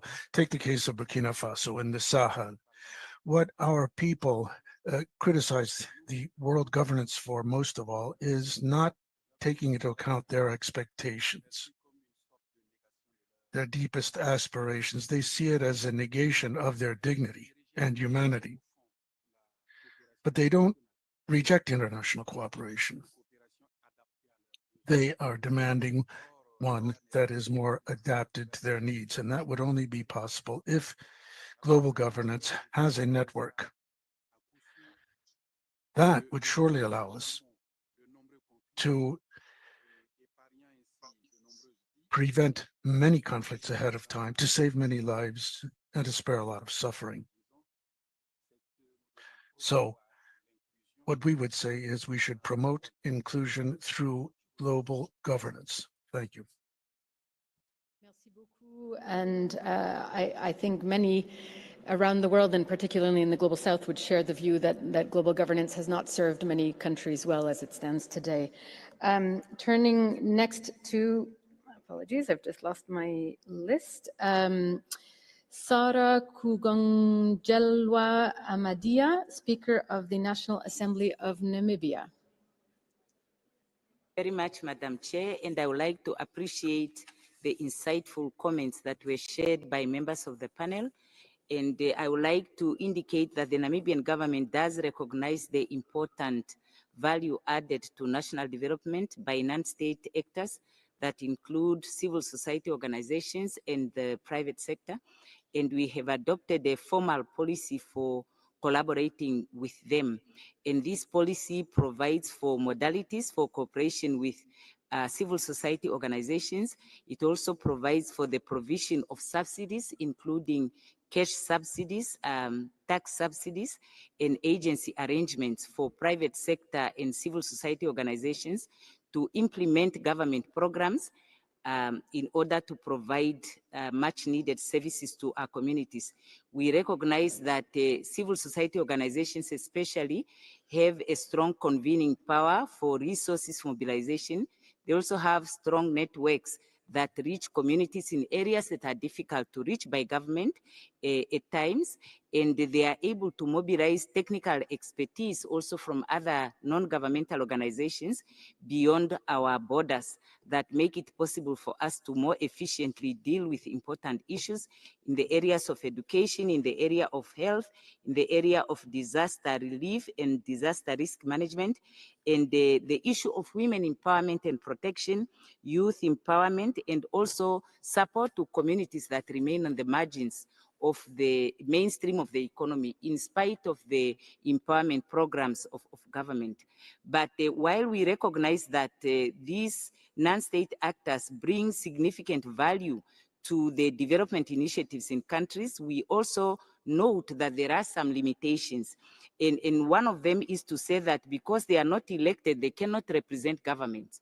And to the extent that donors, especially international donors, try to see them as an alternative to working with governments, that create problems. The other one is to say that because they are not elected, they cannot hold government accountable, but they can work with communities to empower them through capacity building so that they are more able to hold government accountable as the substantive sovereigns and the ones that are represented by elected leaders. The third one is the need for them to be more transparent, especially with the use of the resources that they have. Many of them are sometimes not audited, and it becomes difficult even for government to provide them with subsidies where they cannot account for the public funds that governments are expected to account for to the public. And fourthly, sometimes their views do not really represent the views of the broader society. They introduce and advocate for things that are sometimes not embraced by communities, and therefore resulting in tensions between the NGOs and certain segments of our communities instead of bringing them together with the governments. But in summary, I would like on behalf of Namibia to agree that the civil society organization and private sectors are indispensable partners of governments in advancing development. And for Namibia, we are ready to work with them, and we want our development partners to recognize the partnership we share and help us to strengthen this partnership for the best interest of Namibia. Thank you. Thank you very much for that nuanced perspective. And I think in the same way you talk about the relationship between civil society filling gaps at the national level that government can't always fulfill, we could imagine something similar at the international level. So very helpful example there. I'll turn next to Dansa Kuruma, President of the National Transition Council of Guinea. Merci, Madame la Modératrice. Thank you, Chair. Mon observation porte sur I'd like to make an observation on the role of civil society peser dans la gouvernance mondiale. And how it could have a certain amount of importance and weight in international governance. And this from three different angles. First of all, when civil society is in difficulty in our different countries, who defends it? And this is the case in many countries. They're in difficulty, and most of the time, the justice system does not really defend them adequately. And this reduces their impact, their contribution to international governance.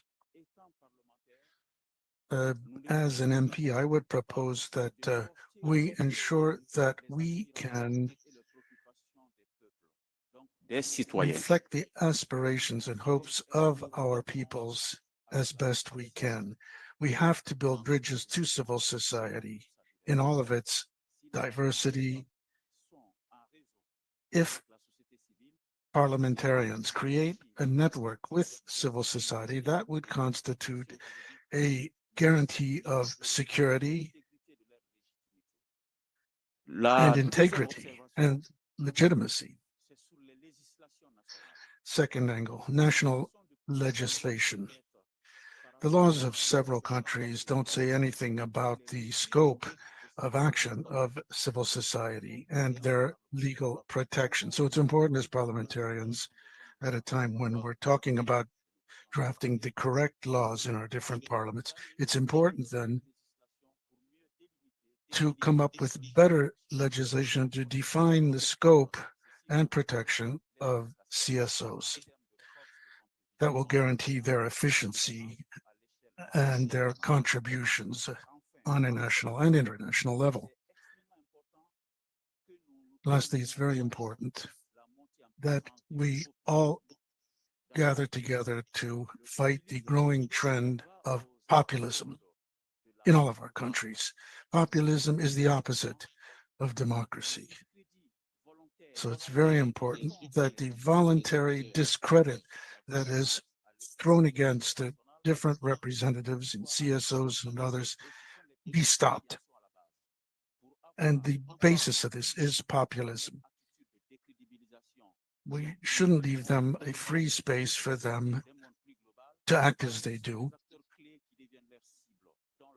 And because their targets are in fact the key actors in civil society, in the media, in our systems of justice. So it's very important, it's imperative that parliamentarians band together to limit the dangerous impact of populism in the construction of this new global world. Thank you very much.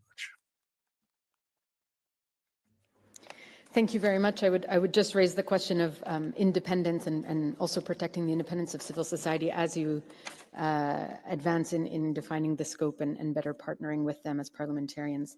Next, I will turn to the Deputy Speaker of Qatar.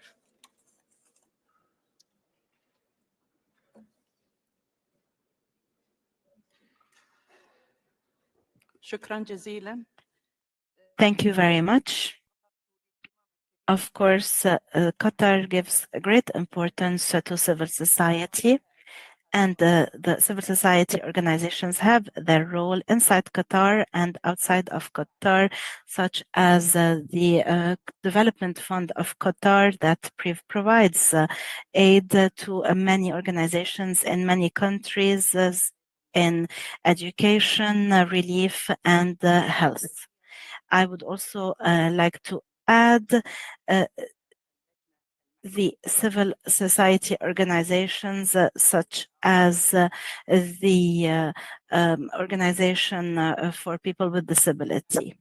Regarding the Shura Council of Qatar that represents the people of Qatar, we had gone into partnerships with the civil society through many mechanisms, such as attending the general debates of the council and participating in the council when it comes to laws, legislations, in terms of subjects that have to do with educators, the healthcare sector, investments as well,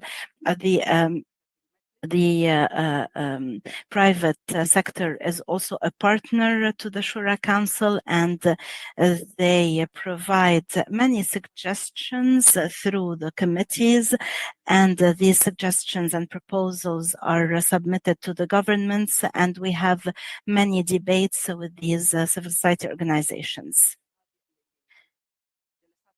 They also students also attend the Shura Council sessions, whether we're talking about school students or university students. This is very important for us because we want to include the future generation in the parliamentary work.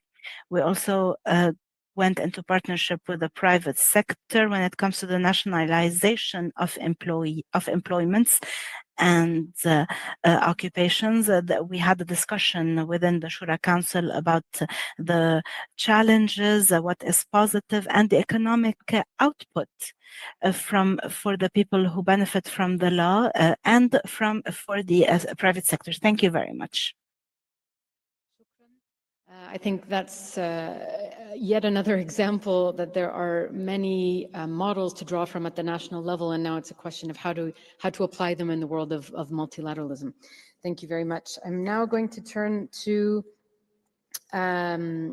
Adriano Conte, co-president of the Dachverband Schweizer Jugendparlamente. Forgive me once again for my pronunciation.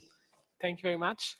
Thank you for the consideration of the panel. Very interesting about how also youth can impact these results.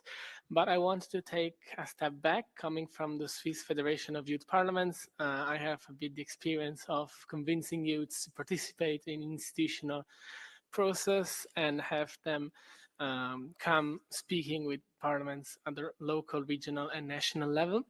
And I was interested in the comment about the survey that shows that many youths do not have trust in this process in multilateralism, and it's something that we also at the national level have difficulty with, to convince youth to speak with parliaments, with governments, and convince them that the point of view that they're presenting is indeed taken in consideration and it is worth to have the discussion. So what I was wondering is more a question to you on the panel, if someone wants to answer that, is apart from the language and the informality that already been mentioned and certainly has a great impact in the way that youths are attracted to this process, are there other points that you consider are relevant in how the relationship between institution at national and international level and youths can be better? Thanks. I'm going to take the opportunity of that question to maybe turn back to the panel for any quick reactions, and they will have to be very quick because we'd still like to hear from many people on the floor. And perhaps I can turn to you, Corinne, on this particular question of what else can be done to convince people that it is worth engaging, that they will actually be heard and have an impact.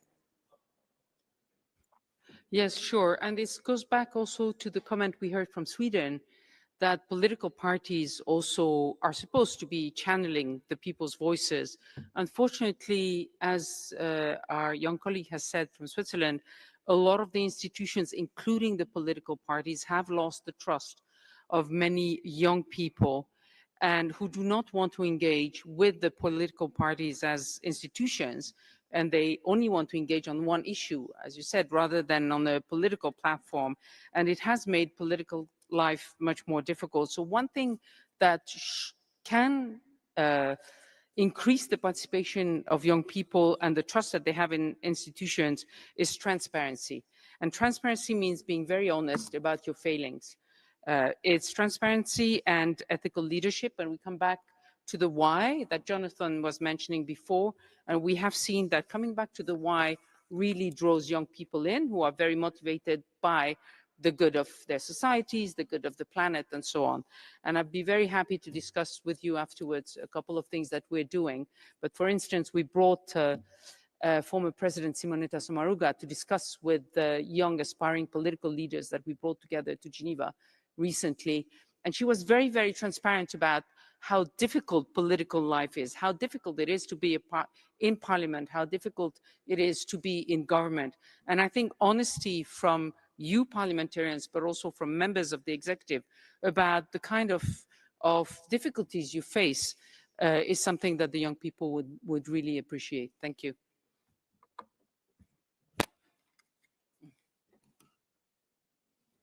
I saw hands from Patty and Jonathan, so very quickly some reactions across the board from what you've heard. Heba, you know, when you're a member of parliament in a really big country, you have one constituency, but if you're trying to advance legislation that's difficult, to our friend from Guinea, you need to have a network of NGOs working their own members of parliament to help them get the legislation passed in the House. So I would say to young people sometimes, that's great. You care about the environment, you support this initiative, this organization rather, but I'm the one who's in the House that needs to vote on this legislation. I'm the one trying to get my colleagues to support that piece of legislation. So you need to go talk to my colleagues. We need to get active in the party process to advance the platform for the next campaign and within the party, and to popularize the ideas with constituents so that they support the legislation. So you can be really effective by working together, and it's worth it. Support the members of parliament who are trying to get things done as civil society, and help them convince their colleagues that those initiatives are going to matter. whether it's landmines internationally and advocating for the information domestically, so international and local, or it's gun control, again, not always popular in some places, but if you can pull people together and show them that there's a political advantage to working with the CSO and getting things done that they want, then I think you can be more successful and we can work together and build that trust, being realistic about what some of the constraints are as well. The most powerful, empowering probably ever created by a political institution is the Universal Declaration of Human Rights. 20 years ago, Anna Cataldi, the courageous woman who kept photographing in Sarajevo during the siege, raised several $1 million and produced over 1 million passports with the Universal Declaration of Human Rights to be given to high school students. But that's unsustainable. It's too expensive. But since then, over 70% of the world's high school students have access to these things. And so at a very low cost, every high school student could get a copy of the Universal Declaration of Human Rights that's so empowering, and a teaching module appropriate to your nation of how these rights need to be protected. And the Universal Declaration speaks to all people, including youth, and they need to know that they have the right to speak up. And if they were to have the Universal Declaration of Human Rights, so I would urge that every parliament ensure that every student in every high school has a copy of that empowering document. Thanks for that call to action, Jonathan. I'm now going to turn back to the floor to Yannick Galayasi, First Secretary of the Sovereign Order of Malta.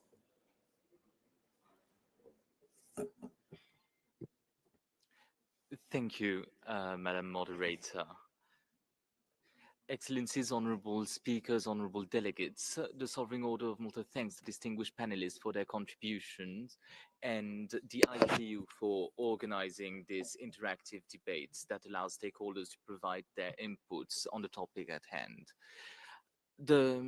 As a permanent observer to the UN and the IPU, the Order of Malta is strongly committed to inclusive multilateralism at a time when it is under grave threat. We collaborate closely with international organizations to promote peace, security, human rights, and development.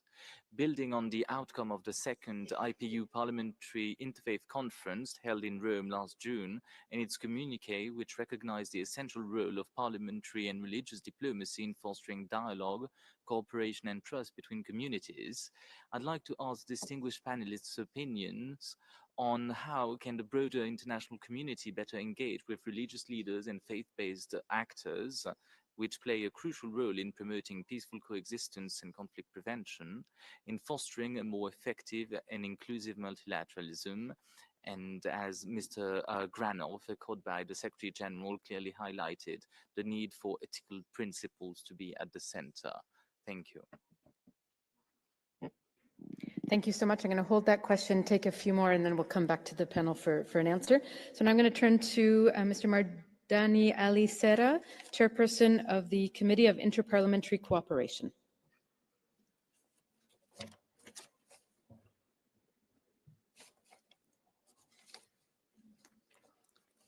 Okay, not seeing him here. I think we'll move on and try to come back to him. So I have just spotted her in the audience. I'll turn to her next. Jacqueline Cote, President of the Co-Initiatives of Change Foundation. Good afternoon. Many thanks for giving me the floor today and for organizing this interactive debate. In addition to being the president of the Co-Initiatives of Change Foundation, I'm the representative of a global movement of people called Initiatives of Change, which is dedicated to peace, democracy, and sustainable development.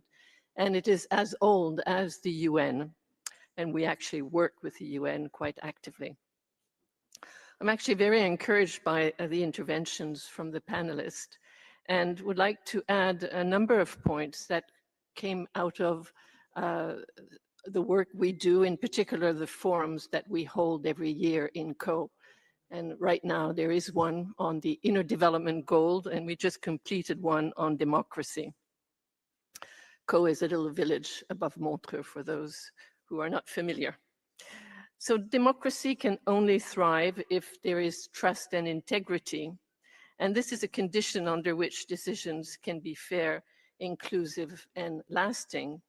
But let's not forget that behind each parliament and each stakeholder of our multilateral system, there are individuals. Each individual has a story, a background, a belief, a culture, and also biases and trauma. So to ensure there is trust and integrity in decision-making, we need to focus on the individual, not just the collective. So we cannot just rely on the global governance systems. We need to deep dive into the individual. Bringing input into sessions such as the one today, engaging in dialogues, helping shape agendas, are certainly all critical to civil society organization. But it is not enough to touch individuals. For this, you need a setting which encourages humility, courage, and inner reflection. And that is what we try to offer in CO. I would like to end by underlining that among the many global interlocking crises we are facing, there is a moral crisis which has not been given enough coverage. And I'm very pleased that some of our panelists have raised this point. Focusing on how to enhance the moral and spiritual foundations of our society must be a priority for parliaments and every actor of our multilateral system. Thank you for your attention. Thank you very much. And I'm again going to encourage everyone to be as concise as possible given the time, and turn next to Stephen Twigg, Secretary General of the Commonwealth Parliamentary Association. He's not here. Okay. In that case, Mr. Alan Ware, Global Coordinator of the Parliaments for Nuclear Non-Proliferation and Disarmament. Thank you very much. I have the honour to speak on behalf of Parliamentarians for Nuclear Non-Proliferation and Disarmament, PNND, a permanent observer at the Inter-Parliamentary Union. First, I'd like to commend IPU for holding this interactive dialogue with stakeholders, which is very important to build the cooperation between parliamentarians and constituencies around the world. I also congratulate IPU for the opening session, having Michael Douglas, who is an incredible communicator and able to bring the ideas of IPU, the United Nations, to the peoples of the world, and serving that very well as a UN messenger for peace. We thank Michael for highlighting in his speech nuclear war prevention and nuclear disarmament, including the commitment of governments in the Summit of the Future to nuclear war prevention and the achievement of a nuclear weapons-free world, and the ideas and examples in the handbook, Our Common Future, prepared by PNND and IPU, which is available online on measures that parliamentarians can take. I'd like to also add a comment to the others that have been talking about the importance of youth as an important stakeholder. Youth, of course, are multifaceted stakeholders with many different initiatives and ways of contributing. But one really important one has been the youth who've led the case in the International Court of Justice, which just gave its decision last week on the obligations of states with respect to climate change. The court has now affirmed what are the legal obligations of states. And I would recommend all parliamentarians to read the decision, because in the decision from the court are the obligations which your government now has and which need to be implemented. And in implementing the obligations as delivered by the International Court of Justice on climate change, I recommend that parliamentarians engage very much with youth, and in particular the youth that were leading this initiative, World Youth for Climate Change and Pacific Island Students Fighting Climate Change. Thank you very much. Thanks, Alan, and a very practical example of that link between decisions taken at the international level and how they get implemented via all of you in this room. Next, I'll turn to Madame Saba Haddad, representative to the United Nations of the Baha'i International Community. Thank you. Thank you for this very inspiring panel discussion. And the call for more networked and inclusive multilateralism is really timely. We must recognize that today's cascading crisis will not be met by structural adjustments alone. To build a multilateralism that is truly effective, we need a new conceptual framework. The Baha'i international community suggests this framework must be the unreserved acceptance of humanity's independence and its foundational principle, the oneness of mankind.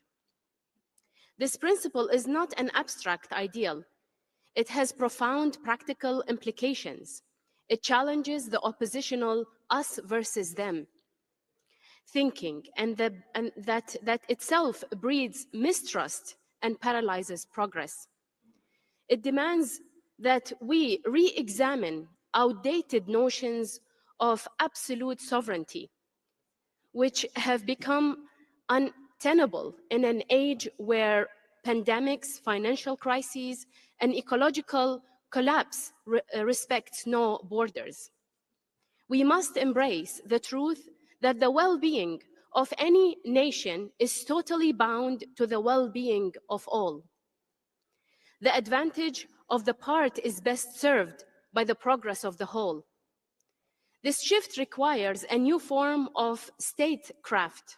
It calls on leaders to overcome the paralysis of will that remains a dysfunctional status quo. It compels us to ask of any policy that is put in place, will this advance the good of all? The international community faced both a profound opportunity and a vital imperative.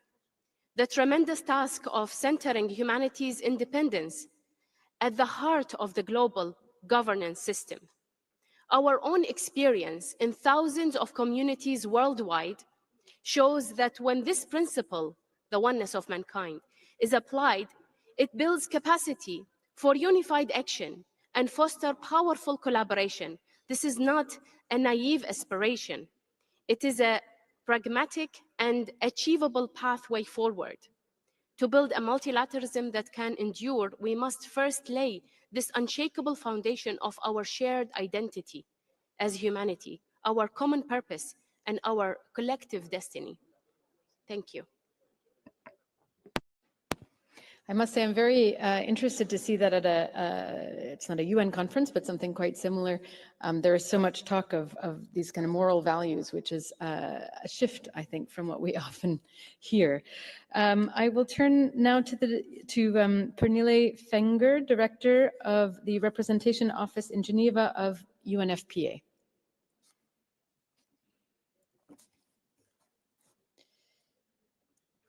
No, okay, and checking if we have Indonesia back in the room.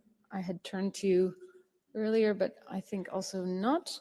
Okay, Mr. Andras Soreni, Senior Policy Advisor of the Global Cities Hub. Thank you, Madam Chair. I am delighted to intervene on behalf of the Global Cities Hub, and the reason why we thought it's important to contribute to this discussion is that several members of parliament are representing local communities. Some of them are mayors of their cities. The distinguished members of parliament emphasized the global challenges, and we all know that the global challenges we face as the international community has local effects, and these are the local and regional governments who often need to deal with that. We know that the Sustainable Development Goals will not be reached if we do not focus more on the localization of the SDGs. And at the FFD4, you mentioned, Madam Chair, there was a lot of discussion about financing the localization of these SDGs, where local and regional governments play an important role. I commend the panel for their interventions. One mention was the Pact for the Future, where point 55 mentions among the stakeholders the local authorities. And we are convinced that the local authorities, local and regional governments play a crucial role in several areas of implementing the SDGs, like housing, like climate change, like water management, and so on. A stronger cooperation between the members of parliaments and the representatives of local and regional governments at the international stage could yield better results, better outcomes. We heard that we need to have more inputs into the discussions where member states will decide at the end. And to have these inputs, we need the inputs from the local and regional governments. The Global Cities Hub connects local and regional governments with the international organizations and international processes. And therefore, we are eager to strengthen our cooperation with the IPU to advance a more networked, more inclusive multilateralism to build together a better future for the next generations. Thank you for the opportunity, Madam Chair. Thank you very much. And now I'm going to turn to Madame Mona Bekrai, the Executive Director of UPR Info. Thank you. Honorable members of Parliament, dear members of the panel, thank you for the opportunity to address this important interactive debate. Allow me to discuss a mechanism grounded in the active involvement of non-state partners and strong collaboration with Parliament. The Universal Periodic Review mechanism, which while led by state, is a multi-stakeholder process. It invites the active engagement of civil society organizations, national human rights institutions, and the three branches of the state, including you parliamentarians. Your role is crucial in ensuring that UPR recommendations are not only acknowledged, but meaningfully implemented. Parliament have the power to translate human rights commitment into tangible reform through legislation, budget allocation, oversight, and public advocacy. In doing so, you help to bring the UPR to life at the national level. Civil society and national human rights institutions are your allies in these endeavors. They not only inform the process through report and advocacy, but continue to work alongside you, offering expertise, supporting consultation, and amplifying the voice of community, especially those living in vulnerable situations. Their input during legislative review and policy debates can help ensure that human rights remain at the core of governance. Civil society play a key role in advancing human rights, particularly human rights education and awareness raising, for instance, in areas like domestic violence and discrimination. While legislation is essential, lasting change, especially in areas requiring shift in social norms and behavior, relies on the active engagement of civil society to support and sustain this legal reform on the ground. Consulting a broad range of constituencies ensure that laws and policies are inclusive and reflective of lived realities. Mechanisms such as public hearing and parliamentary committee consultation are essential tools to enable this dialogue. Moreover, civil society a key accountability role by monitoring progress and providing input into midterm implementation reviews. This review provides a valuable opportunity for parliamentarians to assess implementation effort of UPR recommendation, identify gaps, and work collaboratively to define a national path forward. Important participation in the UPR must be free from fear and reprisals. Parliament have a duty to safeguard democratic space and ensure that all voices, especially critical ones, are protected. Finally, the UPR itself offers lessons in effective multilateralism. It demonstrates how national institutions, including parliaments, can contribute to a constructive and coordinated global effort to uphold human rights. The Human Rights Council has already recognized your role as parliamentarian, and it's through deeper engagement that this contribution will continue to grow. We encourage you, parliamentarians, to continue working hard and hand in hand with civil society and national human rights institutions, not only to implement UPR recommendations, but to strengthen the long-term foundation of human rights in your countries. I thank you.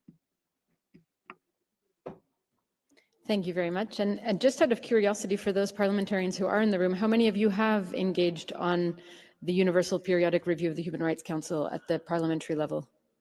Hands up. So that's an interesting takeaway. But like the HLPF meeting that we ran in New York last week, our colleagues here in Geneva run a meeting for all parliamentarians who are here at the time of those reports. And if you're interested in being more involved in that, please see Rogier or any of the human rights team, because they run some opportunities for you as parliamentarians to engage and to be more active on those files. Great, thank you. We have just a few minutes left. We're going to try to cover as many of those who express interest in speaking as we can, and then turn back for some final thoughts from the panel before you head to lunch. So Madame Charlotte Lindberg Warakaule, I know Charlotte, but I don't still know how to pronounce her last name, Director for International Relations of the European Organization for Nuclear Research, CERN. Thank you very much, Madam Chair, and thank you for the beautiful pronunciation of my name. Honorable speakers, honorable members of parliament, excellencies, distinguished delegates, it's really a privilege to address you on behalf of CERN, the European Laboratory for Particle Physics, which is the largest laboratory for particle physics in the world, just to share a brief couple of points from the perspective of fundamental research. And I want to thank the panel very warmly for the excellent interventions, which have made it unnecessary for me to go through the prepared statements, and I'll just highlight 2 points that really stand out for me from the debate. First, the diversity of the actors in civil society that we need to consider and to need to find modalities for integrating. And also, how do we define the objective of this engagement? We've spoken a lot about influencing outcomes, but I think it's very important, particularly from the point of view of science, that we also consider in the same way informing decision-making, providing evidence, providing data to make sure that decisions, whatever they may be, are well-founded and therefore also more likely to be sustainable in the long term. It is about getting to better outcomes, which is a point that I think we've heard come through very clearly in the interventions today. There is therefore, from our point of view, a particular concern about the politicization of science and of scientific evidence. We heard that mentioned very prominently by Professor Bierstecker. Thank you very much for that. This is why we're working from our perspective in fundamental science to strengthen the science policy interface, support the development of solid frameworks for engagement with science, for capacity building, but also supporting science diplomacy as a tool of engagement. And for science to thrive, it must be nurtured by political commitment, by vision that reach beyond electoral cycles and decision-making at all levels, and it must be supported by evidence and data.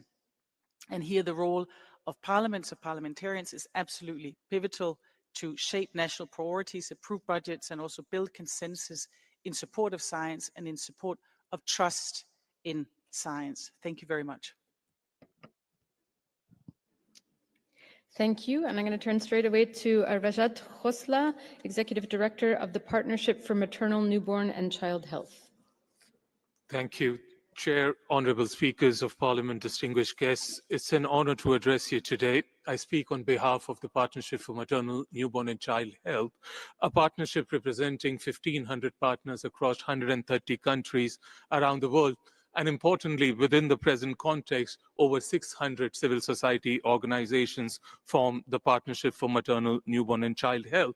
And I really do applaud the conversation thus far, because as the multitude of interventions have highlighted, the question is not if civil society organizations should be participating in these conversations. The question is how, and how do we do that most effectively?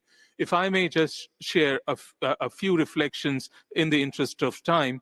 The first is the question of political will, which has been stated a few times, but I do think we do need to emphasize it further, especially in these contested times, and from the heads of state, from the parliaments, to ensure that laws, policies, plans, and budgets support that participation of civil society organizations.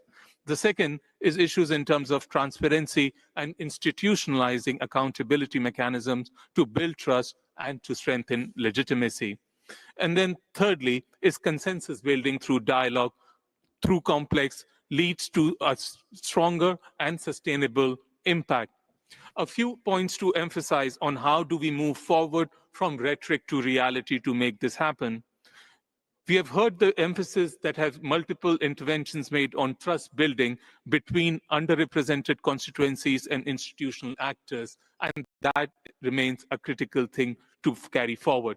Second is formal co-governance mechanisms, and to ensure that there is space available for civil society and also different groups such as young people, indigenous organizations, and others. Thirdly is investments in access to platforms. Today, the investments in civil society organization and civic space has dwindled across the world, and that is a worrying phenomena that must be addressed. And then finally is to track the quality and impact of participation and establishment of follow-up mechanisms. Thank you really for this convening, but the important point to be made today is how do we move forward to build a more responsive and resilient multilateral system that is grounded in shared power, mutual accountability, and the lived realities of those we serve. Thank you. Thank you very much. For those who remain, I'm going to ask you to take your prepared remarks and cut them in half and give us your key message. Otherwise, you will be speaking to an empty room. But we do want to hear from everyone. So please do make that effort for me. Mr. Abhishek Bhattacharya, Program Officer for Dharma Alliance. Thank you, Madam Chair. Good afternoon, honorable speakers, excellencies, and esteemed delegates. I speak on behalf of Dharma Alliance Geneva, an international coalition committed to the ethical and spiritual values of the dharmic traditions that include Buddhism, Hinduism, Jainism, and Sikhism. These faiths followed by over 2 billion people around the world, representing some of the oldest living cultures and offering enduring wisdom and a rich ethical foundation for our shared future. In today's global challenges, these traditions offer a simple yet profound truth, which is all life is interconnected. Concepts like dependent origination and the world is one family reflect the very spirit behind network global governance. While such governance calls for cooperation across borders and institutions, Dharma reminds us that real cooperation grows from shared responsibility and mutual care. Interdependence is not only spiritual, it is crucial for political and social stability. Dharmic values such as no harm, truthfulness, and self-restraint are keys to rebuilding trust and accountability in multilateral systems. These virtues offer the ethical grounding that global institutions urgently need. With shared moral purpose and rooted interdependence, networked governance can move beyond intent and become a truly effective force for multilateral cooperation. Thank you very much. Thank you so much. I'm going to turn next to Sylvie Coudray, Director of the Division for Freedom of Expression, Media Development, and Media and Information Literacy at UNESCO. Merci beaucoup, Madame. Thank you very much, Madam. Debate has Juste pour présenter l'UNESCO, c'est l'organisation un peu la conscience des Nations Unies qui travaille sur l'éducation, la science, la culture et la communication. Et en termes de gouvernance, bien sûr, c'est une organisation d'États membres, mais nous travaillons aussi avec un réseau de plus de 2000 sites inscrits au patrimoine mondial, des réserves de biosphère, des parcs nationaux, des villes apprenantes, des centaines de villes aussi qui sont durables, créatives, plus de 13 000 écoles associées, des chaires, des universités, des centres de formation et un réseau de 200 commissions nationales. Ça, c'était pour une réflexion globale et encore une fois, pour revenir sur cette histoire de confiance. once again to get back to what we've been talking about, confidence. The founders said Well, that it's already been said that war the wars takes begin in the spirit minds of men, of so it's in the minds men, of men that and the we defenses must of peace must defend be built, the to quote the peace founding document because of of UNESCO. this. Just an Now, let me give you example, an example of cooperation that we cooperation have that we with have the with IPU, IPU, which is and extremely examples, important. but I'd like to give one, which is It about is governance in of digital platforms. Together, we've come up with a manual on freedom of expression, and this is aimed at parliaments and MPs. To this day, over 3,000 MPs have participated in this. We also work with parliaments that are dealing with laws concerning media. And this is, of course, very important today. Now, concerning governance, this is at the heart of a very deep bit of work that we've been doing for years now.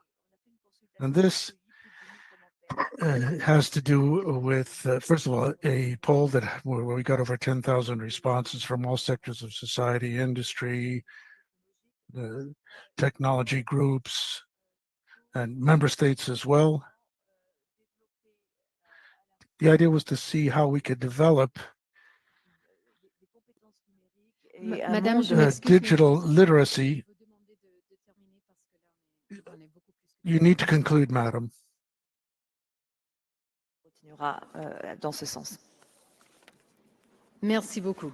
I'm afraid just Thank you. for time, we're not going to have the ability to get through the whole list, but I want to thank all those who spoke and who had intended to speak, and hopefully you can pull people into the corridors to share your thoughts. And now just going to turn for final reflections from the panel. In particular, there was a question, although I think he's gone now, around how the international community can engage with religious leaders and faith-based actors on peace, and then other comments, as you heard, on focusing on the individual rather than the collective, localization, the role of non-state actors in providing evidence and data, how to move from rhetoric to action. So in 30 seconds, Jonathan.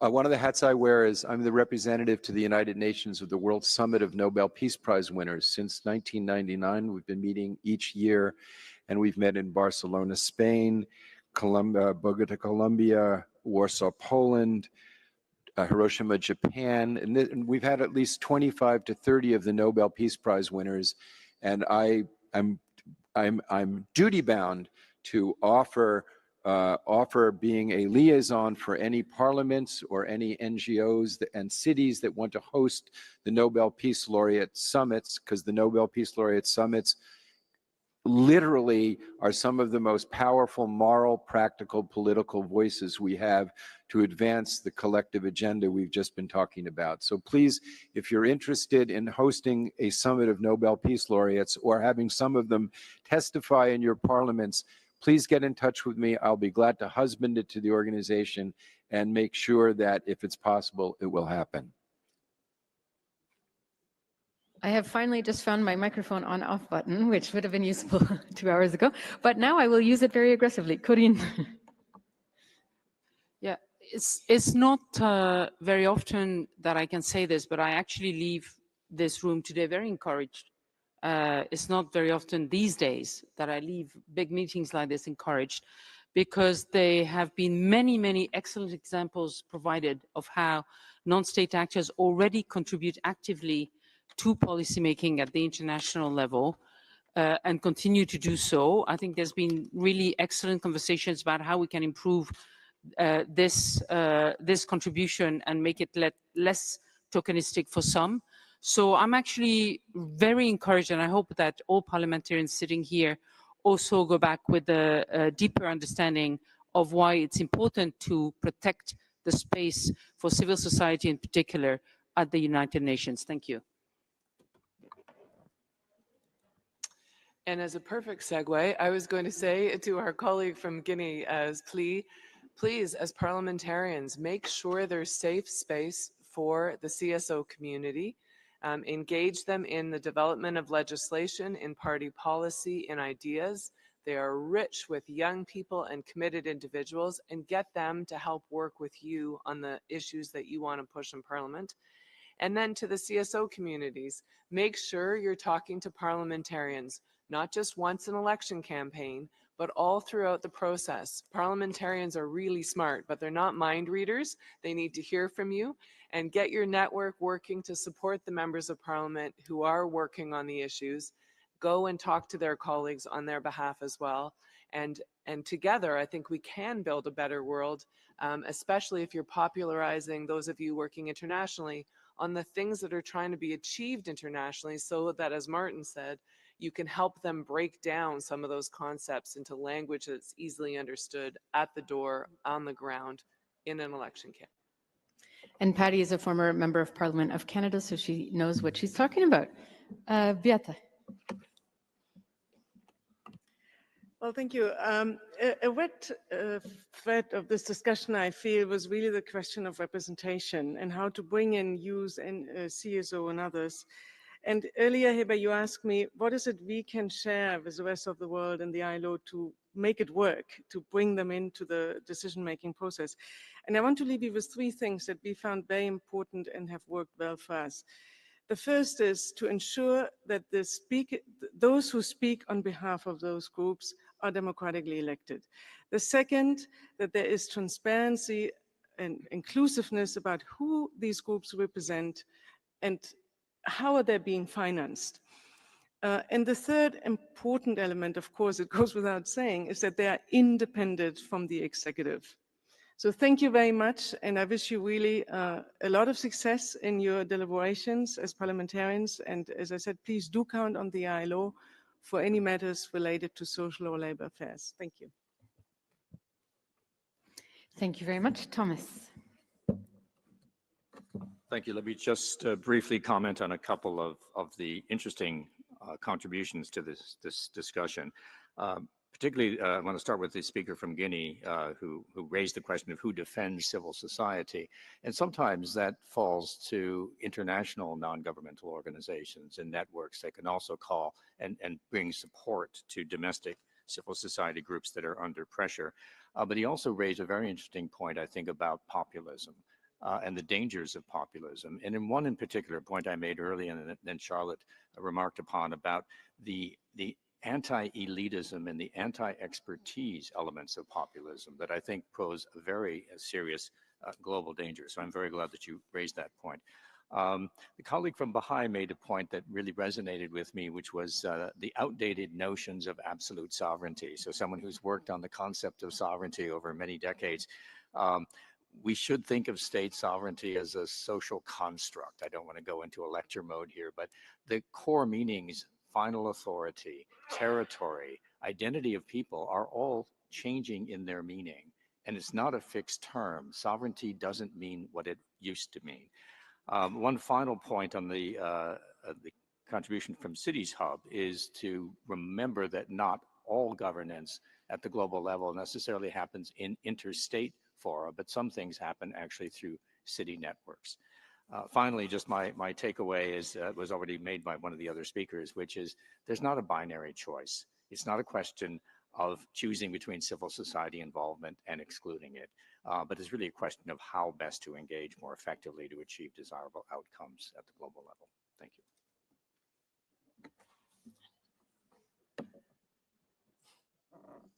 Thank you. Thank you so much. It was my first time speaking to members of parliament, so thank you so much for all your insights and for your presence.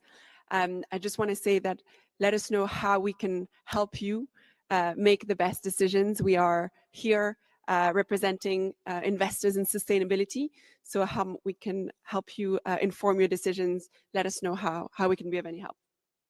Thank you. Thank you so much. And I'll just react to the comment from the colleague who talked about moving from rhetoric to action. I think one of the things we need to do is to build this into our multilateral architecture and revisit, to Thomas's point about the comment from the Baha'i community, some of the core principles that underpin our international relations and start thinking about how to bring that into the 21st century. With that, I want to thank everyone for sticking around until now and for all of your very meaningful and thoughtful inputs. And the concluding session of the conference will take place in this room at 2:30, so you can be back in this hall then, and enjoy your lunch. Thank you so much.